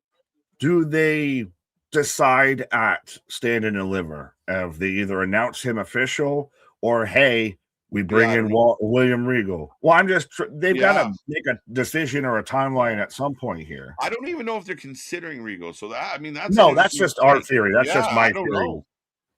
I think that at least they're giving Robbie a chance to see what he can do. Oh, absolutely. And yeah, I agree with Sean here. I've never seen somebody really do that before. That's twice tonight three times actually that we've seen, because Ren's submission was really unique of its like Rings of Saturn, but she flips over and then bridges up. Yeah, like the butterfly lock, like figure eight, with the bridge. And she called what, the wrench? The final wrench or something? Yeah. The wrenching. The wrenching. Christ. A lot of people talking about Rhea Ripley as far as like the Paul here. Rhea Ripley can't cut a promo. No. I don't think she's a great promo, but I don't know that she sucks.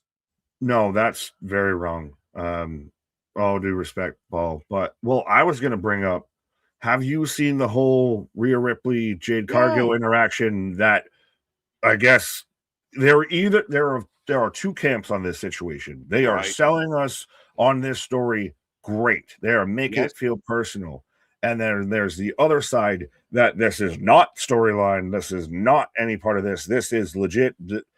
Jade is not exactly well liked amongst the women's locker room.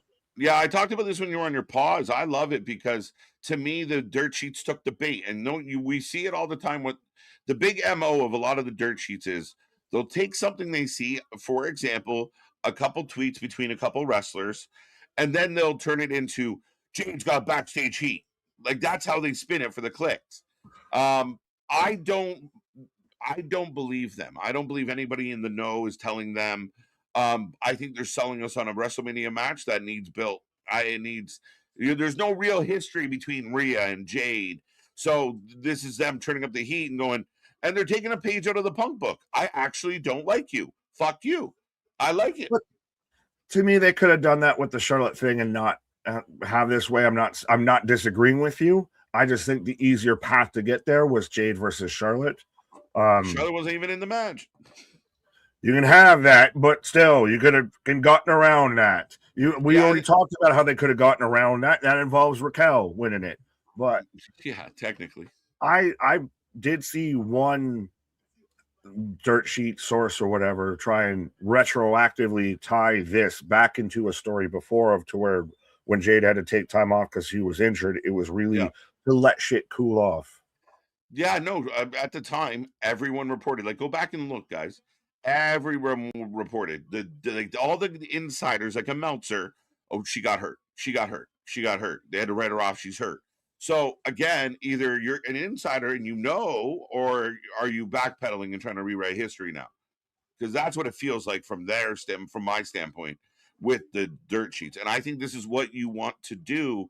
If you're WWE creative, you look at Rhea and you go, yeah, like tweet her out. Like just do this. Like crank it up and people are buying it. Now they're buying it. And people are, I don't want to see this match, but they're talking about they really don't like each other. Well, what's Friday going to be like? As Shiloh's back with a 1-2 count broken up. But I was gonna even say, but you've got Chelsea Green and Piper Niven and everything getting involved. And again, the counter argument is, well, that's how they can make you think that. Is it you're dancing with the devil a little bit too much of like the Seth Rollins fake injury? No, this is the job. This is the job, and this is how you save kayfabe.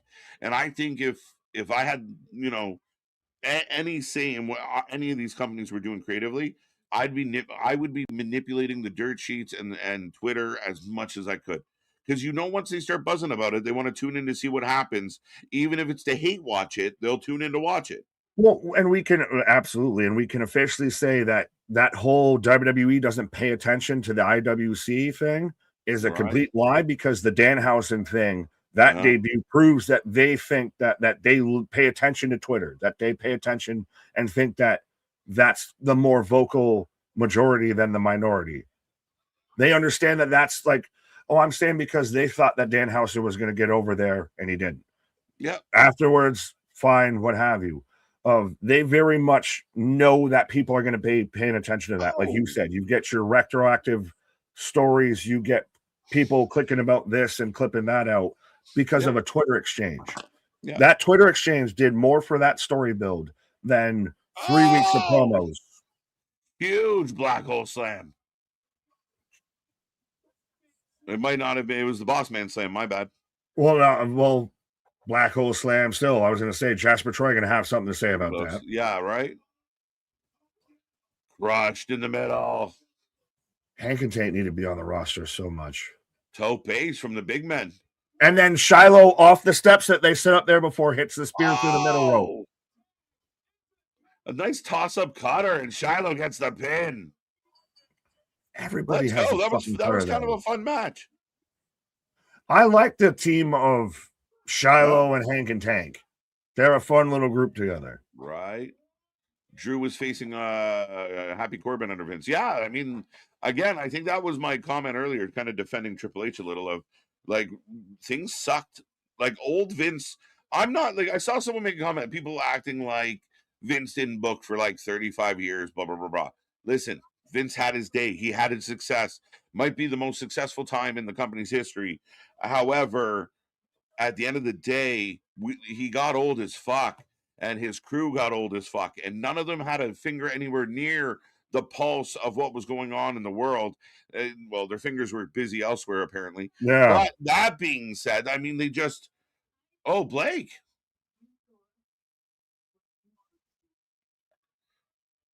You got what you wanted. This is awkward. You can tell she's got like a makeup-y shiner, because that's not a real shiner. I think this is just smudged makeup. Could be. There you go. They gave a tip for it. Someone just asked about this, but Blake will fight Jada in a street fight, and here comes Jada. And instantly notice how the security's got to show up and get in between Jada, not because of Blake Monroe. I like this. The wrestler's actually helping out. Oh, almost got her. Kick her in the face. Oh, wait, now what's happening? Chaos. Oh, what the fuck? Down goes Osiris. Tony. It was Tony in the backstage with a crowbar. Oh, that's right. Tired of doing the runaround, dog. He's going to start punching the air, Nick. 100, but still going back. Well, no, it's funny that you say that, because we said it on stream, and I saw even people saying online, there's no way Paul Heyman wasn't out there hearing the saxophone or anything with Seth Rollins sliding up behind him and everything. It was very much Boys in the Hood, and now gets stomped out and then has LA Knight driving him off. But yeah, you got Dion Cuba Gooding Jr. to start punching the air. But yeah, chaotic segment there. We get a match. The match ends. Blake comes out. Jada comes out. We get a cat fight almost. The wrestlers help break it up. Then we go into the back. Osiris is down. Dion's losing his mind. Again, I think Friday had some of it. Monday had some. Tonight have some where it's starting to feel a little attitude-y. Like it's starting to feel a little more chaotic, a little more like, whoa, what's happening here? Is that helping the build to WrestleMania? Yes. I've been happy. I've been okay with what we're getting right now. So I like things like last night. Like Paul Heyman gets put in the ambulance and LA Knight drives off with Paul Heyman. Like, what the hell? And we still don't know where they went. Did he make it to the medical facility? What happened? Yeah, the most I've seen is, people ended in the clip with, LA jamming out to "Move, bitch, get out the way." But no, that's very, like, Austin, jump or grabbing the fucking cement truck, or Taker, playing where to, Stephanie. All Right? that shit. Yeah, that shit.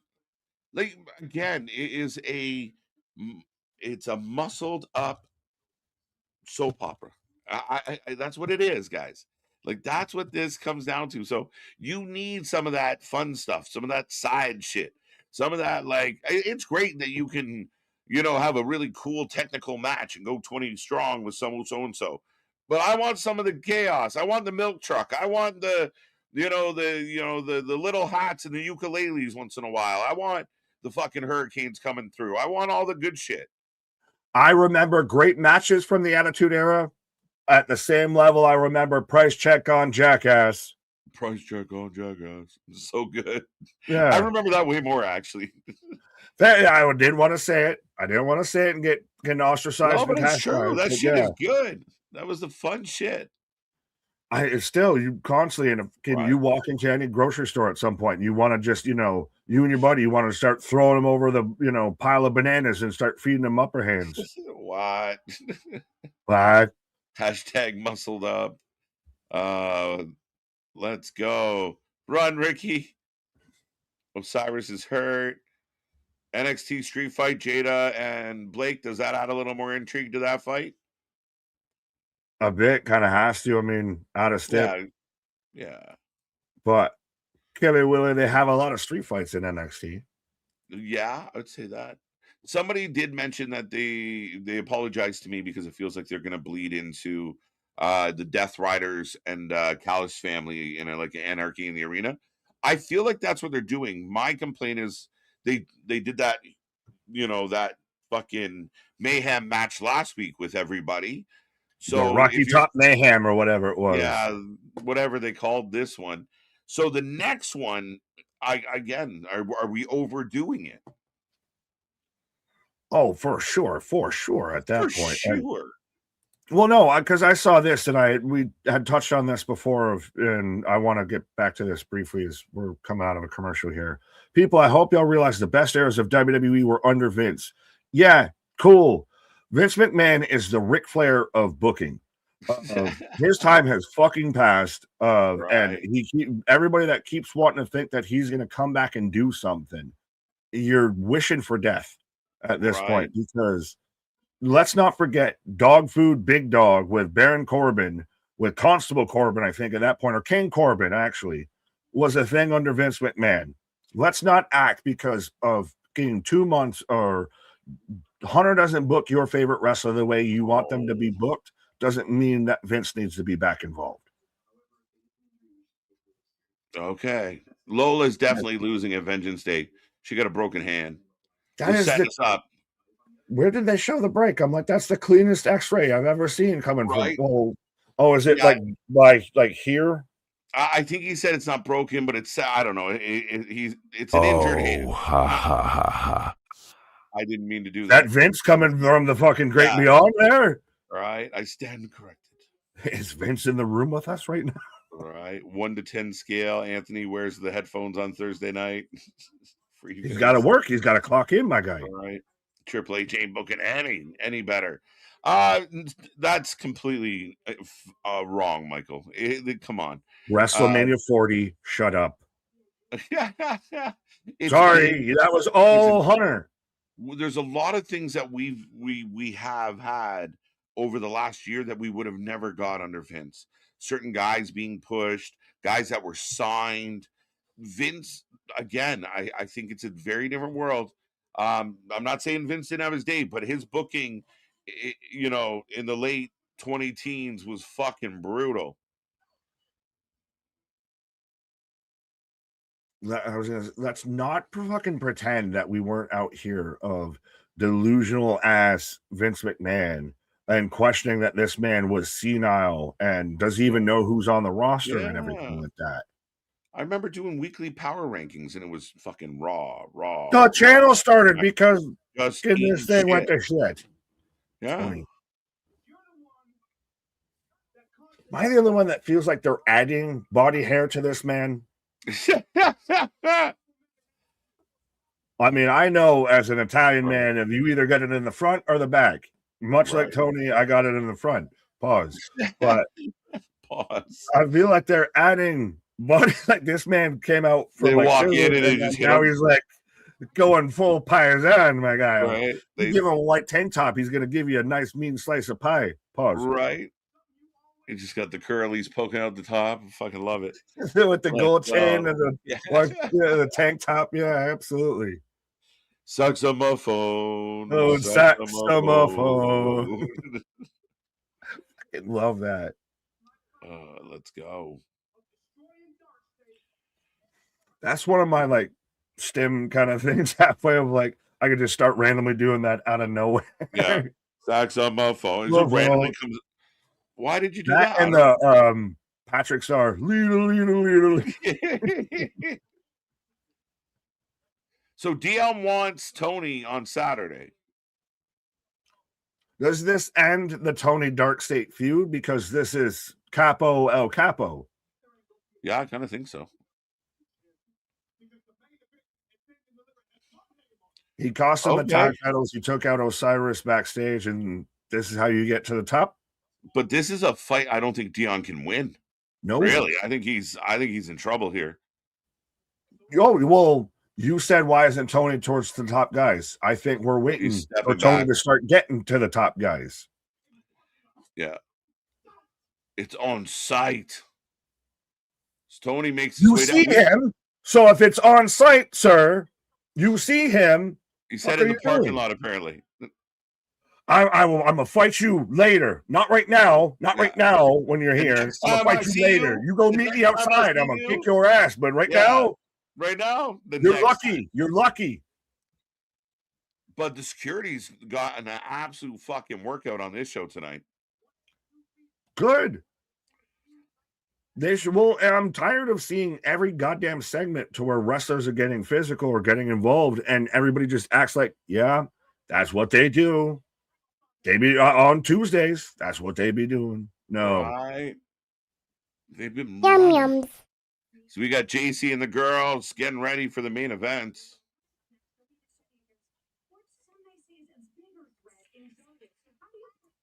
I'm sorry. Well, is that a size joke?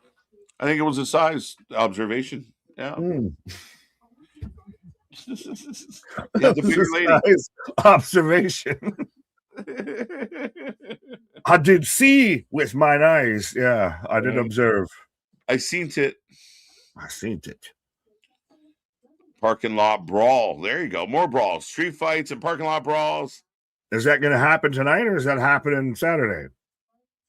If that's happening tonight, then Dion just extra, you know what, because I'm not going to fight you right now. But in like a half hour, you meet me outside. We're going to fucking do this. In the parking lot, it's on site. At the grocery store, no. Parking lot, on site. Down the road. But if you step on the curb, hands off. Hands off. Respect the rules. Respect the rules. It's the equivalent of fucking Bart and Lisa. I'm going to keep doing this. And if you just so happen to get in the way. Security was there. They couldn't get at each other. So where? Tony D versus Dion on Saturday, parking lot brawl. There you go. So we've now officially gotten 5 matches for Vengeance Day. So already Bruce Pritchard unhappy. 5 matches, not 4. Oh. As fatal influences here. Lanny Reed just showed up and this man just went, She waved. I thought it was at me. She's waving to me. We want all the brawls. I just finished saying, is the other company doing too many hardcore matches? Back-to-back segments, street fight, parking lot brawl. That's the same thing almost. But PLE, yeah, but also PLE versus weekly television a bit constantly. Yeah. I know you're splitting minor hairs. I don't think it's one doesn't do it as often as the other, and that's the thing.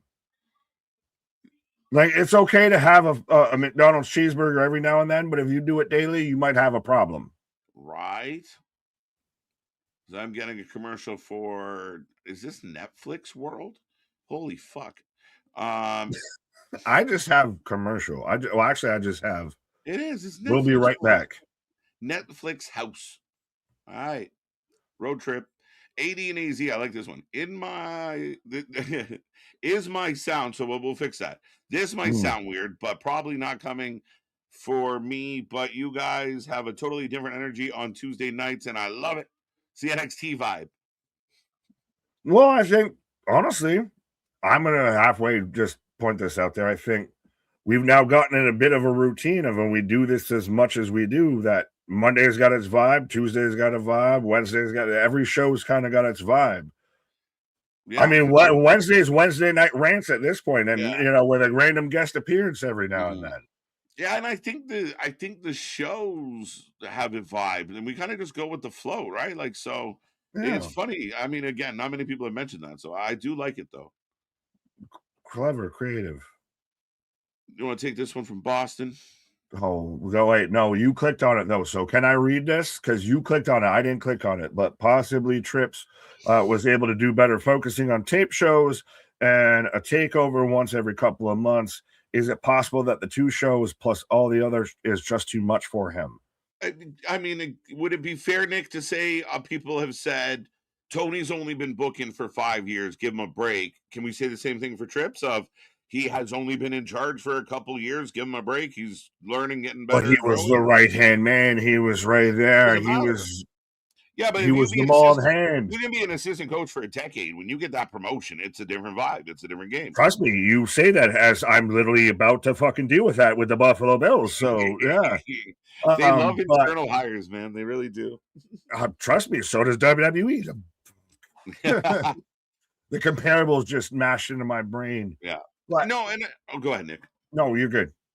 I was going to say, I mean, again, there's going to be some stuff that Trips learned from Vince. There's some stuff that's like, I mean, we talked recently about Michael Hayes, Road Dogg. If you're surrounded by the same people Vince was, Bruce, then you're going to get the same answers Vince got. Oh, yes, good idea, bro. Yeah, let's do that. Let's bring out a box. I don't like, again, I mean, I think at the end of the day, there has to be some youthful exuberance pushed into the creative. And Triple H makes mistakes like everyone else. I think he's learning on the job in a way. But at the same time, I think we have to understand that he's not perfect, but I think he does more good than bad, to be honest. Is it like the complete opposite of the pendulum swing of, let's not forget, I know we were talking about the whole situation before, and I said WrestleMania 40, shut up, that because the pendulum swung so far, everybody, let's go back a year or so, where everybody was, oh my God, we've got Triple H finally in charge of creative. Vince is gone. Ding dong, the Vince is gone. And then now it's switched back the whole opposite way because we're so here that we go the complete opposite way. Every action has an equal and opposite reaction. And now we're in the reaction. Yeah, I mean, again, it was very unfortunate circumstances that got Vince to leave. But I will not forget how overjoyed the wrestling world was, how overjoyed we were. Like, we were coming on streams, and it just felt like, oh, let's go. We were so excited. We were doing the Oval Walk before the Oval Walk. Right? But is that just the case of the, kind of indicative of nowadays of like, all right, we liked them for a year, now fuck them. Like, next. Yeah, well. We're tired of liking this guy. 1 second, because I had a cough. What we're having a quarter-pound catch crew reunion. Royale with cheese on the screen. Let's go. This is Royale with cheese, my guy. But is it one of those that we're in such a consumerist society of? Yeah. Think about how many episodes we put out that at halftime feel like a fucking blur and everything. There is so much out there of content in every aspect that everything gets so much chewed up and spit out. Yeah, for sure, 100% for sure. And I do think there is a large contingent, especially the internet audience, that only watch clips and take other people's word for it. Y'all are making excuses for Triple H's horrible booking and not giving Vince credit. Have you not been listening? I think we literally said, yeah, Vince had his time. that time has passed. That sun has set. And let's not forget that literally 2 years ago, almost to the day, everyone was out there championing Papa Paul. Right. Yeah, and now we're getting sick of it. Yeah, as we just did get Cowboy Lexus King recruiting again. But no, I mean, again, I think we've answered this as honestly and as straightforward as we can. Triple H isn't all horrible booking. If you think it is, Mike, that's on you. And that's fine. You're allowed to have that opinion. I do not have the same opinion. I don't think Nick has it. I think we've had a lot of good moments under Triple H. I mean, even thinking of something like the Punk thing may not have worked out the way it did without, with the old man still in place. Even Punk's booking once he got here might not have been the same. I had given up on wrestling because of Vincent McMahon and the WWE. And if it wasn't for AEW, I wouldn't be sitting here right now. So, I mean, Triple H is miles better than what old Vince was. But it's not, we're not saying he's perfect. That's all. CM Punk is not back in pro wrestling or not back in WWE, I'd say, if Vince McMahon is still in charge of WWE. Yeah, I could sit here all day and tell you Wyatt Six, MCMG, a few of the ladies. There's been some situations. The Tongans, MFT maybe. There's been some stuff that hasn't been booked overly great. But again, I think the shows have been outstanding. When they're really good, they're good. When they're bad. But there's been a lot of good shit that's gone down. What is absolutely hilarious is I thought you were mentioning things that wouldn't be signed under Vince. And that's why I was throwing out GOD and everything. Yeah. And then it fit in perfectly too as things that haven't been booked well. I was like, gotcha. Good on you. Right. But yeah, we do have about, I think, 27, 26 minutes left on the clock. So it's going to be very interesting to see. Yeah, this match, it might. Trust me, Richard. If it goes 20 minutes and then there's a bit of a something that happens, as they're doing a hell of a job trying to build up the pay-per-view and get you excited for it. There's been a lot of issues, a lot of fighting, a lot of scraps. You see Zarek kind of looking around of like, I'm waiting for you. I'm waiting for you to show up. Right. Brett Michaels' brother cousin. Jokes. Let's go. Well, brother cousin. Somebody else said it about the Brett Michaels' brother cousin. Well, yeah. Oh, Richard, this birthright faction, DOA. If I'm David Finlay, I do not want to be attached to that at all. Yeah, it feels just not cool in any way, shape, or form. Whatever that ain't it. Yeah, you were better off pulling them all off TV. Kind of like what they did with Dion in that. Pull him away, get his crew together, and then push him back. I think that's what you should have done with this, because you continued, and Lexus just overnight went from like, I used to be a rock and roller. Now he's like, yeehaw, and we're all confused. I mean, I think you should have pulled it back.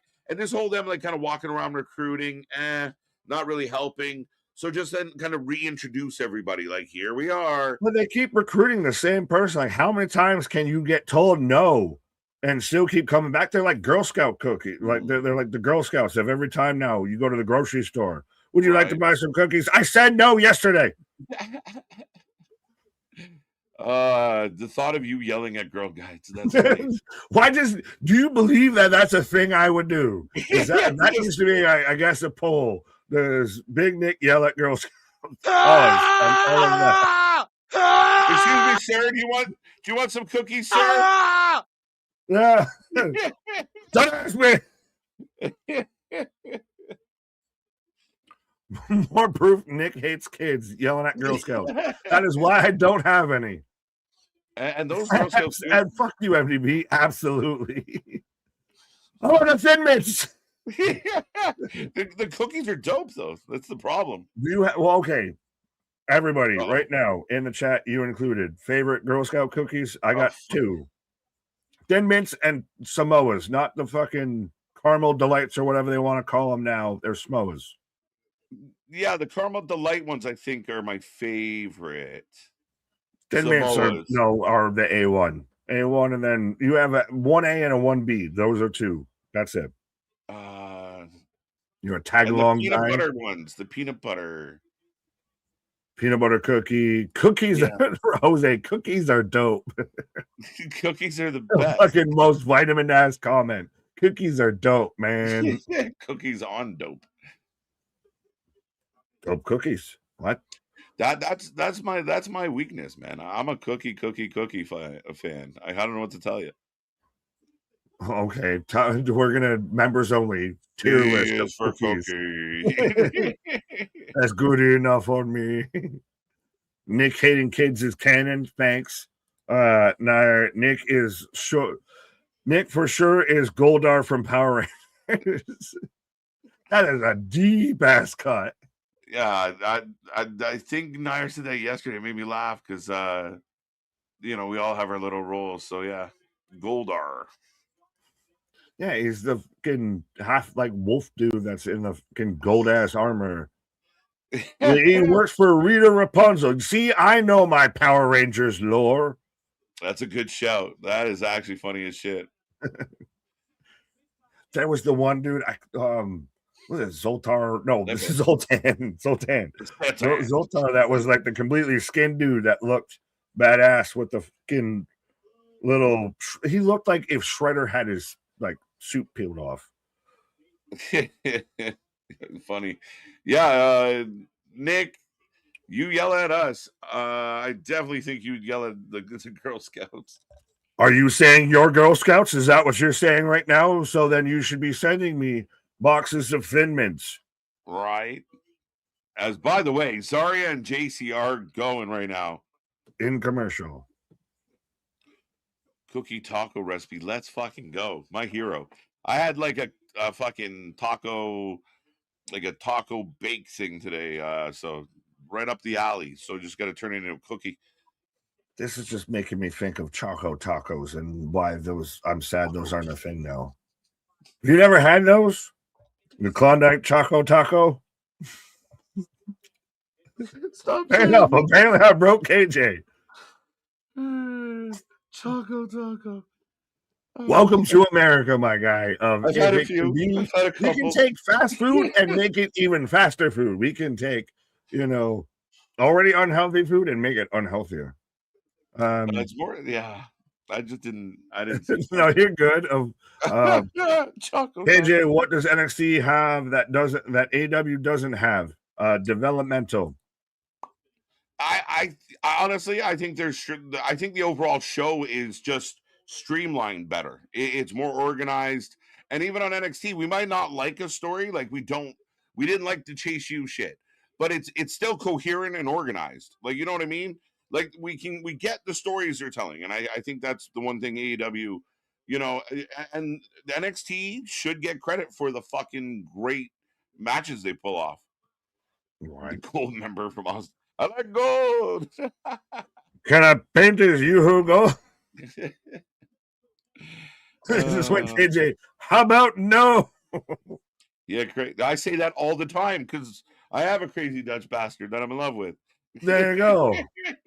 We're coming all the way around full circle there. As MDB even saying, check your messages. I sent you a cookie taco recipe. Yes. Did you name it Choco Taco just to watch this man crash out again? Right. Those are KJ's favorite words for tonight. Choco Taco. I've had a couple, I guess. My God, now you're making me think of King Cloudy with a Chance of Meatballs there of the Choco Down. Or Taco Down, that's what it was. There's a leak in the boat. Yeah. We are off the rails. I'd rather be off the rails than on them at this point. Fuck it. Hey, this is that Tuesday vibe. We got the stream going up on a Tuesday. AEW has the stars, wrestling, and money, but numbers are comparable to WWE developmental. That is a big problem. Absolutely, Killy and Tony will do it on the cheap. We'll do it on the low. We'll help you fix this. We'll right the ship. Mm-hmm. There's a leak in your boat to tie this back around, and we'll help plug it. Pause. Yeah, and I mean, I think people take it as negativity or hate. But the thing is, we remember when the buildings were full. We remember when they were big buildings, Nick, and they were selling out and they were doing good numbers and they felt really good and they were so cocky. And they were very confident, but they were rubbing in everyone's face that they were doing well. And it has. It's whether whatever you think of the product is fine, but the analytics have all gone negative, and that's unfortunate. Yeah, cheers to the 3-year anniversary. They've almost got as much of a birthday as we do of not hitting a milli. That's So crazy. Right. What happened to the demo god, bro? Well, he got froze. He's Mr. Freeze out here now. He's Mr. Freeze. He is Mr. Under Tony's thumb. Nick, you heard about the Girl Scout who sold over 100K boxes of Girl Scout cookies. Did she sell in front of a dispensary? Because I've heard that shit before. Yeah, that's the way to do it. Exactly. That's the 100% the way to can get everybody. That's smooth. Yeah, your rich dad probably bought them. Some corporate Veruca Salt. Okay, we got a cookie. We got a cookie. What are we cooking? What are you watching? MDB sent me a taco. Oh, what is that, Julia Child of now today, ladies and gentlemen, we will be making a taco. Shout out, go and take some ibuprofen for your sore back if you remember who fucking Julia Childs is. Childs, let's go. Zarya is up with a big clothesline. I know we've been a little sidetracked. No, you're good. It's good. Crazy that I love Zarya and we've gone fully off the rails during this match. Right? I don't buy it. I don't trust nobody. Great match. It's a good match. Location. Which is more believable, that 100K Girl Scout cookie sale or HBO Max 500K number of viewership for Dynamite? Let's go Girl Scout for sure. Show me potato salad. Right. I was there when the buildings were full. Yeah, man. It's crazy.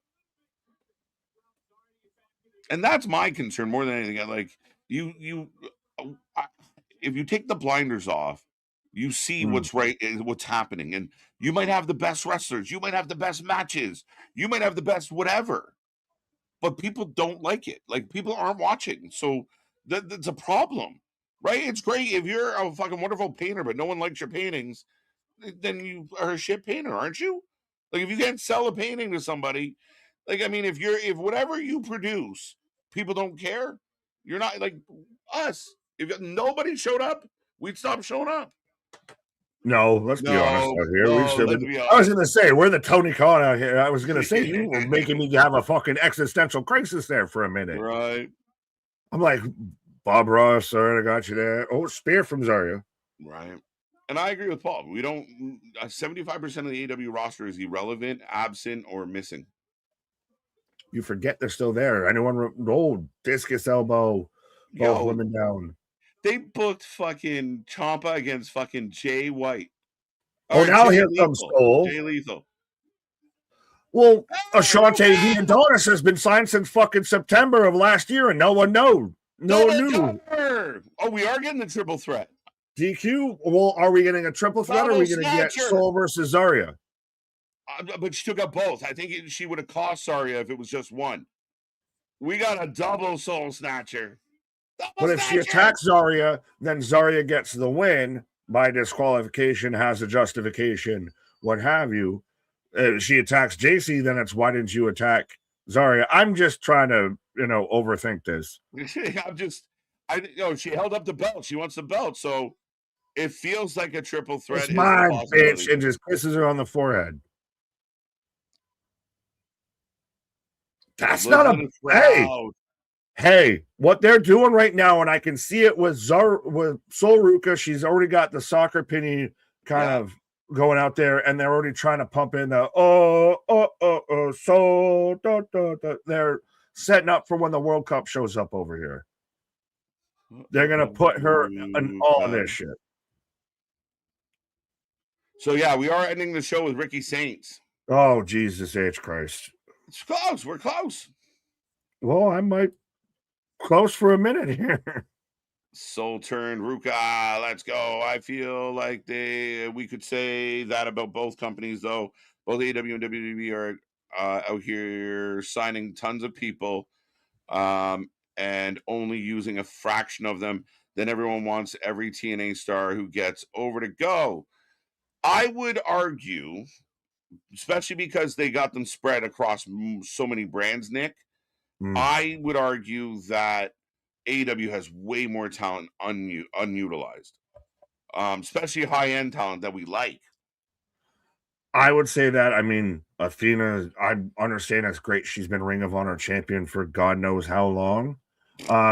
But it's still one of those, I'd like to see her on a Dynamite. Now, there was the story going around that WWE has no plans for Royce Keys, and then even the source that said that then had to walk it back and say, no, we just don't know the plans and all of that. That's what they do. We talked earlier about twisting the narrative, and the narrative became, well, we haven't seen Royce, so they must not have anything for him. And next thing, the clickbait headline is, creative has, are you like, every week we're getting a little taste of Royce, we're getting the clips of the Stephanie interview, working on the plan or not quite executing the plan yet doesn't mean they don't know what they're going to do or where they have an idea. And the people that are reporting it do not have a clue. Hence, you running mean it back. In an industry where we're not supposed to know what's going on behind the scenes, and to where we're getting the fans to sell in and to buy into stuff and everything helps the storylines, that the journalists might be unreliable? Color me shot. It's again to everyone, whether this is the first time you're hearing us or the, what is it, 100,014 or whatever, with the birthday of how many streams we've done. Take a step back and just look at it from an outsider's perspective. So you're telling me that this whole thing's built on keeping kayfabe of everything's, you're not supposed to know how the magician does his shit. Right. And that none of these people work for any of these companies, and it helps them to sell you some bullshit and get you to fucking buy a ticket and everything. But these journalists are reliable and fucking credible, and they know it all. It's they're getting lunacy. They're getting jerked around like a rub and tug. It's not good, man. They don't know what's going on. So we say it before. We caution everybody when you check your sources. We have the advantage of sending shit to each other and being like, no, that's probably bullshit. Nope. Wrong. But the idea that like they signed this big guy and they're like, oh shit, what do you want to do with him? I don't know. What are you gonna do with him? Yeah, but that's the thing is, it's me, you, and Anthony in the group chat and everything, and can literally send this and that and bounce stuff off each other, and can even say, hey, yeah, that's cool, but this, or that doesn't make sense, but that. And these are big companies that make money, that charge you $15 to subscribe to their shit and everything. We don't even charge that for clothing. That can't get. Don't think that for a second their logic might be flawed or anything. No, and again, their bias comes out. Their narrative they want to sell us comes out. It's crazy. Ricky dressed like an unsupervised unk. I love that. That's jokes. Unk just out here looking like a mess. Well, speaking of looking like a mess, of Ethan out here in a dress shirt and under britches, but yeah, I'm gonna go be under a bridge, I guess, for a minute of trying to segue this. All right, folks, we are heading into the final segment of the night. Remember, it's the go home show for Vengeance Day, so we're getting a bit of a recap of what's happened tonight already. We did have Miles Borne beating Ethan Page again. Where were you? I can hear you. Now, listen, the WWE does have some talent that are not being used. They definitely do. And there's people that I feel like you signed MG. Why are you not using them? You brought back R-Truth. R-Truth gave us this big speech. We saw you on Unreal. Oh, we might have got big things here. We got to get big things here. And I feel, and people are going to go, no shit, KJ. But there does feel like that element of bullshit from Triple H. Like, says what he needs to say at the time he needs to say it. And yes, thank you, Mr. Obvious. But like R-Truth, he's telling R-Truth, like, we might have done something good here. What happened? Where's Truth? Why haven't you booked Truth? I think the bigger dilemma and why I lean a little more towards WWE opposed to AEW when it comes to a roster is I think what Richard said is like there's literally athletes we haven't seen in a year. Where's Jay White? Where's where's Buddy Murphy? Where? And then they show up and they'll get like this little run for a couple weeks and they go away again. And my biggest issue with the roster that they have is I agree. There is a fucking ton of talent in AEW, but you've built your show around Moxley, Mercedes, and the Bucks. A little sprinkle of Kenny when he's healthy. That's such a big part of your show. Hangman, right? Like they're the core of the show always, year in and year out. Like there hasn't been much fluctuation, and you got all these athletes that aren't getting a taste of anything. You got guys like Josh Alexander dead, Ace Austin barely see ya, buddy. Deanna Prazo has more likely to get seen in a infomercial than she is on AEW. Thunder Rosa's back, but she's going to take an L and be gone again. That is the dilemma with AEW. Is I feel like I can easily, for the most part, justify why Triple H has the top. Roman, Punk, Randy, Cody, Rhea, Io, like they are definitive top talent. But AEW, it doesn't feel like that. It feels like guys like Moxley are getting tons of TV time. Orange Cassidy, when you have real talent sitting on the bench or not utilized properly, that's my concern. But Rob Stone just said something. I don't know what he said, though. Someone let me know. Here comes Ricky Saints. MCMG not being used breaks my heart. Triple Nose needs to get his act together. The tag team division, I mean, you had the Vikings. You have the Street Profits have been gone forever. There is talent in your tag team division. We were excited. And like I want to use that as an example of like, see, Triple H signed MCMG. That's Vince wouldn't have ever signed them. Yeah, but they're not using them, so we can't really brag about it. The White Six has been an unmitigated disaster in a lot of ways. MFT's lost a lot of steam. Like, I mean, it goes to show how strong Roman, Jay, Jimmy, Solo as a supporting act were. Because now we got MFT and it doesn't feel right. But MCMG should be used. The tag team division needs to be used. WWE books the women really well. Their main eventers pretty good, but their tag team is a fucking shambles. Wow. So we're getting a concert from Ricky Saints? Did anyone know this? Did I miss this announcement? Vengeance Day is certainly living up to its name. A lot of the matches are built on revenge. A lot of them are built on vengeance. A lot of them are built on anger. And speaking of all of the above. Well, since Ricky's baby left him, he's found a new place to dwell. It's down at the end of Jabroni Drive at SmackDown Hotel. It feels very. I mean, again, he's not beating the fake Rock allegations any day, right? Yes. Clip this, please, because he's out here in a velour lynx snow leopard. Snow leopard is what we decided it was. Snow leopard pajama set from the Rock Bottom clothing line. Right. Is this what Fashion Nova for men look like? I don't know, man. It's aggressive. He's gonna sing because Joe Hendry sings, and it works that way. But Joe's gonna come up with a video. We haven't had a good Joe's gonna just dog walk him. I hope he does. Can he even play guitar?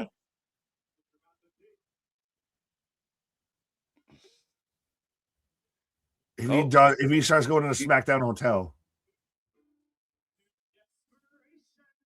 He is just strumming one note the whole time. Just hold tight, bro. Anyone who's ever watched Christ, why am I thinking of like Animal House? I was like Jim Belushi, all that. John Belushi, when he grabs the guitar on the staircase and smashes the shit out of it. Right. Sing it with me.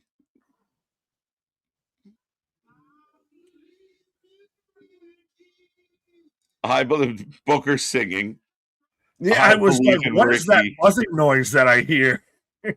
I just heard like, like a fucking phone was on vibrate. I literally looked at my phone. I'm like, what are you doing? What is that sound? What is that? I believe in Ricky Saints.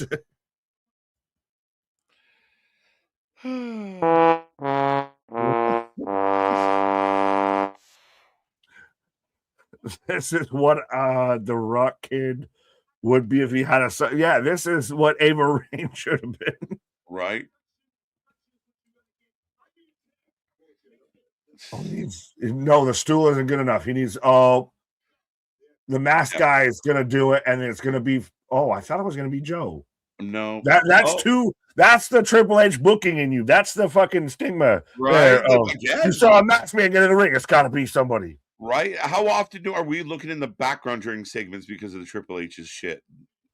He loves doing shit in the background. I kind of feel like somebody's watching me. Okay, so Ricky plays a really good douchebag. Like, yeah. I mean, he got himself fired because he pissed off Copeland. So yeah.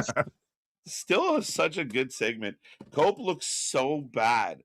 He got under his skin so much there. He just seems so petty when he started like you're just a Rock knockoff. Oh, come on, bro. Come on, bro. Oh, look at you, emotional. Come back in here and fix the mic. You watch. I'm telling you now. It's Joe. And it's gonna be him. Yes, they're just showing the hands. Yeah, motherfuck. Oh.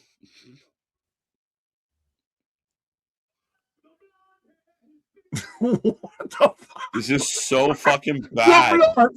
And everybody that wants to give Creed shit, you can cough right now. With Hobbs, with Saints wide open. With Saints wide open. Welcome to the play. I'll show you. Two-piece with a guitar is a mess. The whole set came from Timu. The guitar, it came with the fucking pajamas. It'd be funny if he just started breaking down, like started doing Stairway to Heaven or something, or like right. Turns into Michael J. Fox at the end of Back to the Future.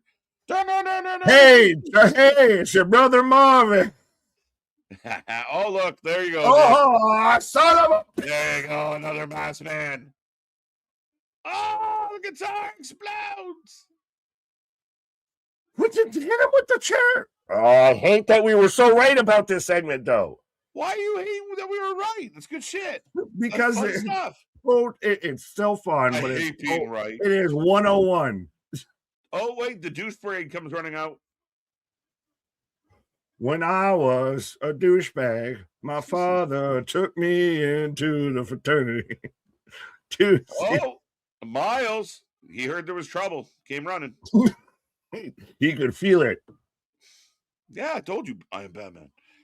No, that was like that hashtag not sponsored, but the Raycon. Hey, we're gonna do an ad read for a thing we're not sponsored by, but the Raycon bone headphones. That man got them. Oh, so Miles and Joe get rid of the douche clan, and here. But where's Ethan? Ethan just shit. Well, Ethan's depressed. Is he or is he annoyed? He didn't have that 1,000-yard stare. He had that. Would you get the fuck out my face stare? Right. This is good though. They're really selling us on like over as fuck. Like, I mean, just super babyface, uber this babyface. is, hey, we've talked about, and Triple H has bastardized the fucking term, but the new era of NXT, and that's the new era of NXT. Of it's the Miles Hendry era, right? The Miles Hendry era. We need a mystery faction. Have we not had enough mysteries? Division. Right. Well, no, you just need a group of all the mystery men. Everybody comes out wearing balaclavas and shit. Yeah, you never know who's really wrestling. Yeah. Please Wear Deodorant was hilarious. Call back to AEW. What? Not at all. That's just wrestling fans. We should bring back Tabby Tuesday, have the internet pick a faction and random wrestlers, then they can great. Dude, I would be totally like, you think in the digital age, like in a time like now where everything's so instantaneous that we couldn't be doing live polls for the next match and shit and have a really cool kind of event. Like back in the day, the technology wasn't half of what it was now, and they pulled it off. Well, they faked it, but pulled it off. Maybe but no, I feel that the guy who had 53% of the vote, even though the other guy had 75, still should have fucking won then. Yeah. Right. You'd have so many 50-50 splits and everything, or like 49-53 type shit. Mm-hmm. Yeah, I think the fans did exactly what they were supposed to do. They kind of just like fucking thought it was bad. They made funny faces. It was terrible. When he said, let's sing along, they booed. It wasn't meant to be good. It was not meant to be good. Yeah. That's what I think, Paul. I mean, that's my take. Double J vibes for sure. Honky Tonk would be proud. Double J out there going, man, could have been me. Double R, double ain't he great? The end of the last thing I saw in NXT tonight was your world champion and your North American champion standing strong heading into Vengeance Day. So I'm okay with how that ended. Yes. Was it a good show or a good go home show? I hate playing this game every fucking time. I thought it was a good show. It's a game that needs to be played. It's all about the game. I think they spent a large chunk of tonight hyping up the weekend and setting in matches and locking things in. And, you know, like Jada and Blake was strong tonight. Yeah, overall, I thought it was good. I thought the 6-man tag was good. I like the impromptu Ethan Page match. Miles Bourne is the MVP of the night. Like he was on the screen. Is he the MVP of NXT for 2026? Maybe not. Okay. Might have jumped the shark, but he definitely in the up in the conversation. He's had a good start, but he was all over the show tonight. We saw him in I think 5 segments, 6. I remember at least 3, but they did a good job of solidifying and rounding out of what Vengeance Day was going to be. And I think even halfway came back from a brief pause of the whole show was about vengeance and everyone's getting revenge. Yeah. Gee, did Vengeance Day in the name give it away or what? But I mean, I'm more thinking more of like a compliment on, you know, it's called Vengeance Day and they gave us. Yeah. You know, so I mean, and I get it. I fully get it as far as that goes. But yeah, Ricky Saints, I mean, we're getting an NXT Underground match. It's going to be interesting coming up. But folks, we have gone off the air. We take a rating out of 10 for every single show. Get your ratings in. Let us know how you felt about a good, bad, or indifferent. Whoever said Ricky Saints has talent, F you. I did. So fuck you too. But you riding around the world, riding around the world with the girl I love. Asshole. Fuck off. Fuck you. Why you say fuck asshole? You fuck off. Oh no, wait. No, that I didn't know it replayed. But that's the first time I hit that button. That's long. The Saints thing was supposed to be bad. It was supposed to be he can't play the guitar, he can't say, like, he's trying to be the fucking heel. And hey, guess what? You're supposed to not like the heel. Mm-hmm. Roman Reigns has broken a lot of people's brains of the heel's not normally supposed to be cool. No, again, I think people get twisted a little. But yeah, I think Ricky has a ton of talent. But 7 out of 10, too many mysteries. Scooby Dooby Doo. 7.25 out of 10. 7 out of 10. 8.25. 6.5. I'm kind of in the 7 range. Fair enough. That's Get out of my head, because that's where I was. If I was going to give it a 7, I was going to hit you with the zoinks like, hey, Scoob. What do you give this out of a 10? Yeah, I think 7's fair. It didn't nothing was overly bad. The main event was pretty good. I know we get sidetracked sometimes, but overall, 8. I mean, 8's a fair. I could see where someone would say 8, and I could see where someone would say 6.5. But it's in that buffer. I'd split the difference and say 7, because still, you had some really unique stuff. You had to where, all right, you want to fight right now? So you're going to fight right now. And hey, you're not dressed in your goddamn ring gear. Like, you're foreshadowing that you're going to fight right now.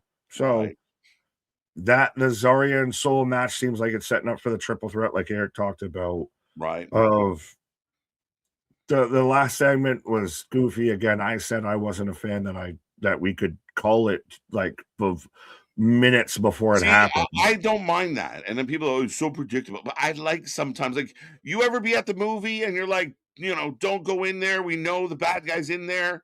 And sure enough, he is. We're not like, oh, fuck. I hate when I order from a restaurant and the food comes out and tastes exactly like how I ordered it. Right. Yeah, Luigi's always here in 25 minutes, and he was here in 25 minutes. Fuck, I knew that was going to happen. Like, no, like... My Baconator? You mean it's a burger with ketchup and mayo and bacon on it, and it tastes that way? What? Too predictable. You need to switch it up. Throw some onion in there. Throw some mustard or something. Again, if everything is very telegraphed, if everything has that, we know what's coming vibe, but I express this to a lot of, I feel like younger fans especially, 9 times out of 10, we knew who was going to win the wrestling matches. They were booked as such that we knew. We knew the Brooklyn Brawler was going to take a lot of L's. We weren't sitting there like, so predictable, he lost again. We got it. He was a loser. He doesn't win. Right, we were not sitting there expecting. But we don't have Brooklyn Brawlers anymore. Finn Balor is not a Brooklyn Brawler, but when he wrestles CM Punk, and we've already got CM Punk versus Roman set for WrestleMania, I know who's winning that match. Yeah, I mean, again, but can you put on a good match? Like, I know the superhero's probably going to win at the end of the movie, but can you make it entertaining until we get there and make it pretty cool on how he pulls it off? And this is why Endgame fucking hit so hard, is because it caught you off guard.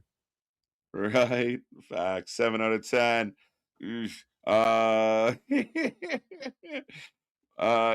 of 10. Paul got a barrage of buttons. I'm sorry. No, don't be. It's all jokes, my guy. It's me too. I'm like, I just told him all the curse words. Right. It's like, oh, shit. He takes Ricky Saints seriously. No, it's all don't you come from our Saints. Right.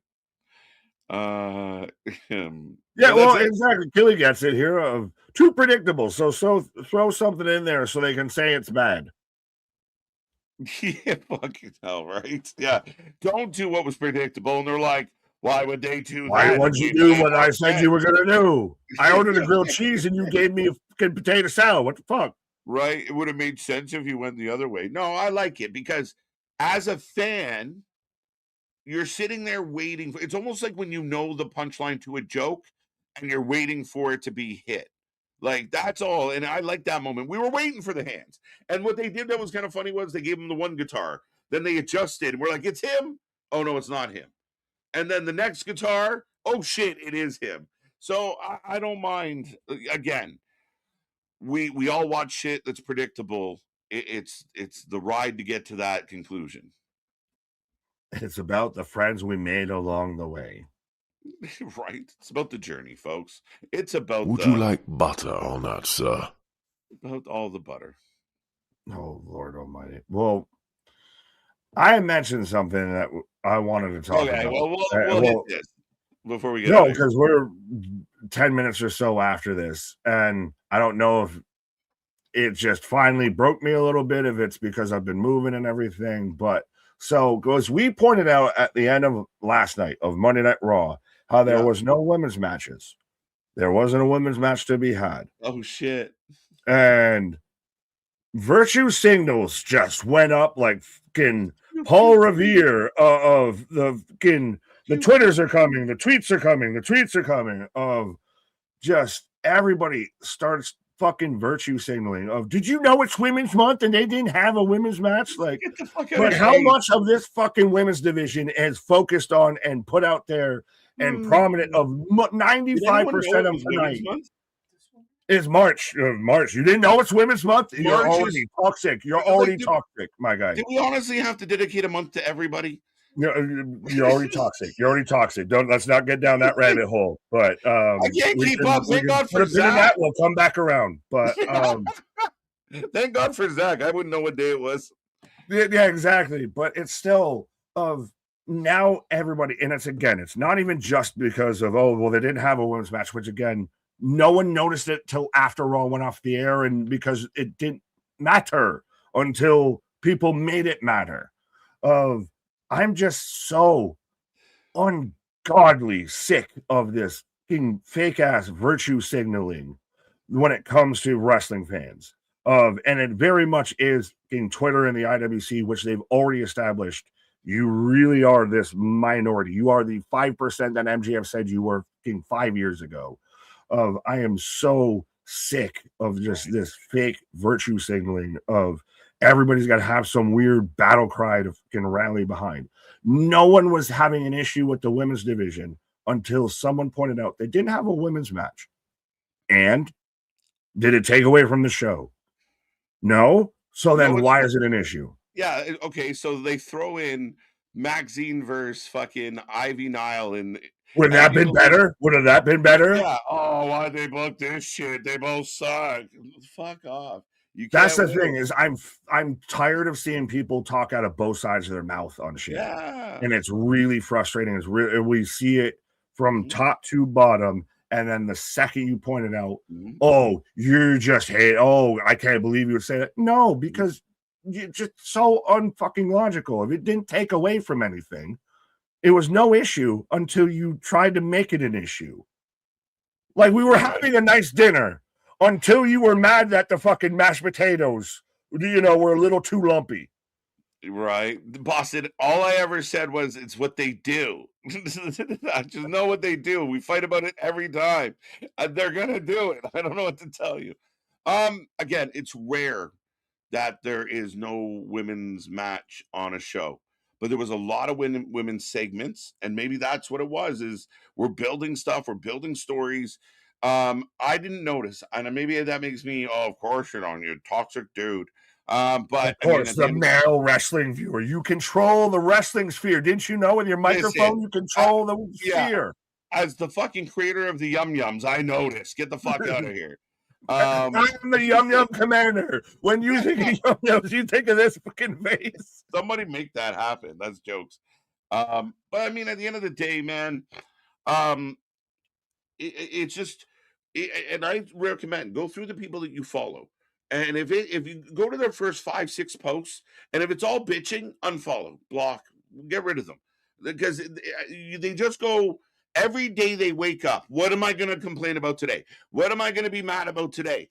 You know what? If you're at the point where it's all so bad, just how about you start talking about the good stuff you like?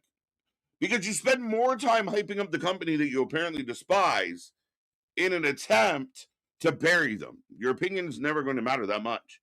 Your opinion is never going to be that strong. No matter how much JD from New York wants to tell me, we're not going to take it. Yeah, bullshit. You'll take it. And you'll like it. We're not going to. We're all together about wrestling, and we all love wrestling. So, that's the record scratch. It's crazy. I done fucked up. Sorry. But nobody books women in wrestling matches more than the WWE. No company. The women's tag team division in WWE is the best tag team division in pro wrestling. We spent so much talking about tonight between Jade and Rhea and all of that, and we had how many segments, how many matches? Again, if we would have had one less women's match, would that have differentiated? It's just right. Getting mad and offended on other people's behalf irritates the shit out of me. Well, and I don't like when you shape the argument and you ignore everything and you just look at it through a microscope. And people have done it with, especially with WWE, people have done it with race and then ignore, all the people of different nationalities and different races that are booked and booked strong. They've done it with sex. They've done it with a bunch of different things. It's the big bad corp and they hate everybody. I mean, I don't think that's true. And I mean, a lot of people seem pretty fucking happy, um, working there and being used and being highlighted. And this particular week, the stories took more of a priority than the matches. I don't know. If you would have got a shitty mid-card women's match, would have really fucking mattered. That's the best argument of, so if I gave you Maxine versus Natalia 2, does that bump that show from a 9 to a 10 with you or something? Like, yeah, what have you, of they put together a good show. And I think I saw it, even somebody actually went and looked it up, of like the last time that there was not a women's match on a Raw was November, like Thanksgiving week of last year, around there. Where was all the outcry then? Was anyone tweeting out there? Was everyone flag waving and flag bearing because we weren't? It's because we're in women's month. That's why. Well, and the last thing I'm going to say, because we got to get out of here and say goodnight, but the last thing I'll say about it is that the same, if you're going to be the bellyachre and point out things like this, I want you to keep it consistent. I want you to hold everybody to the fire. I want you to comment and treat everybody the same. If you're going to, they had no women's match.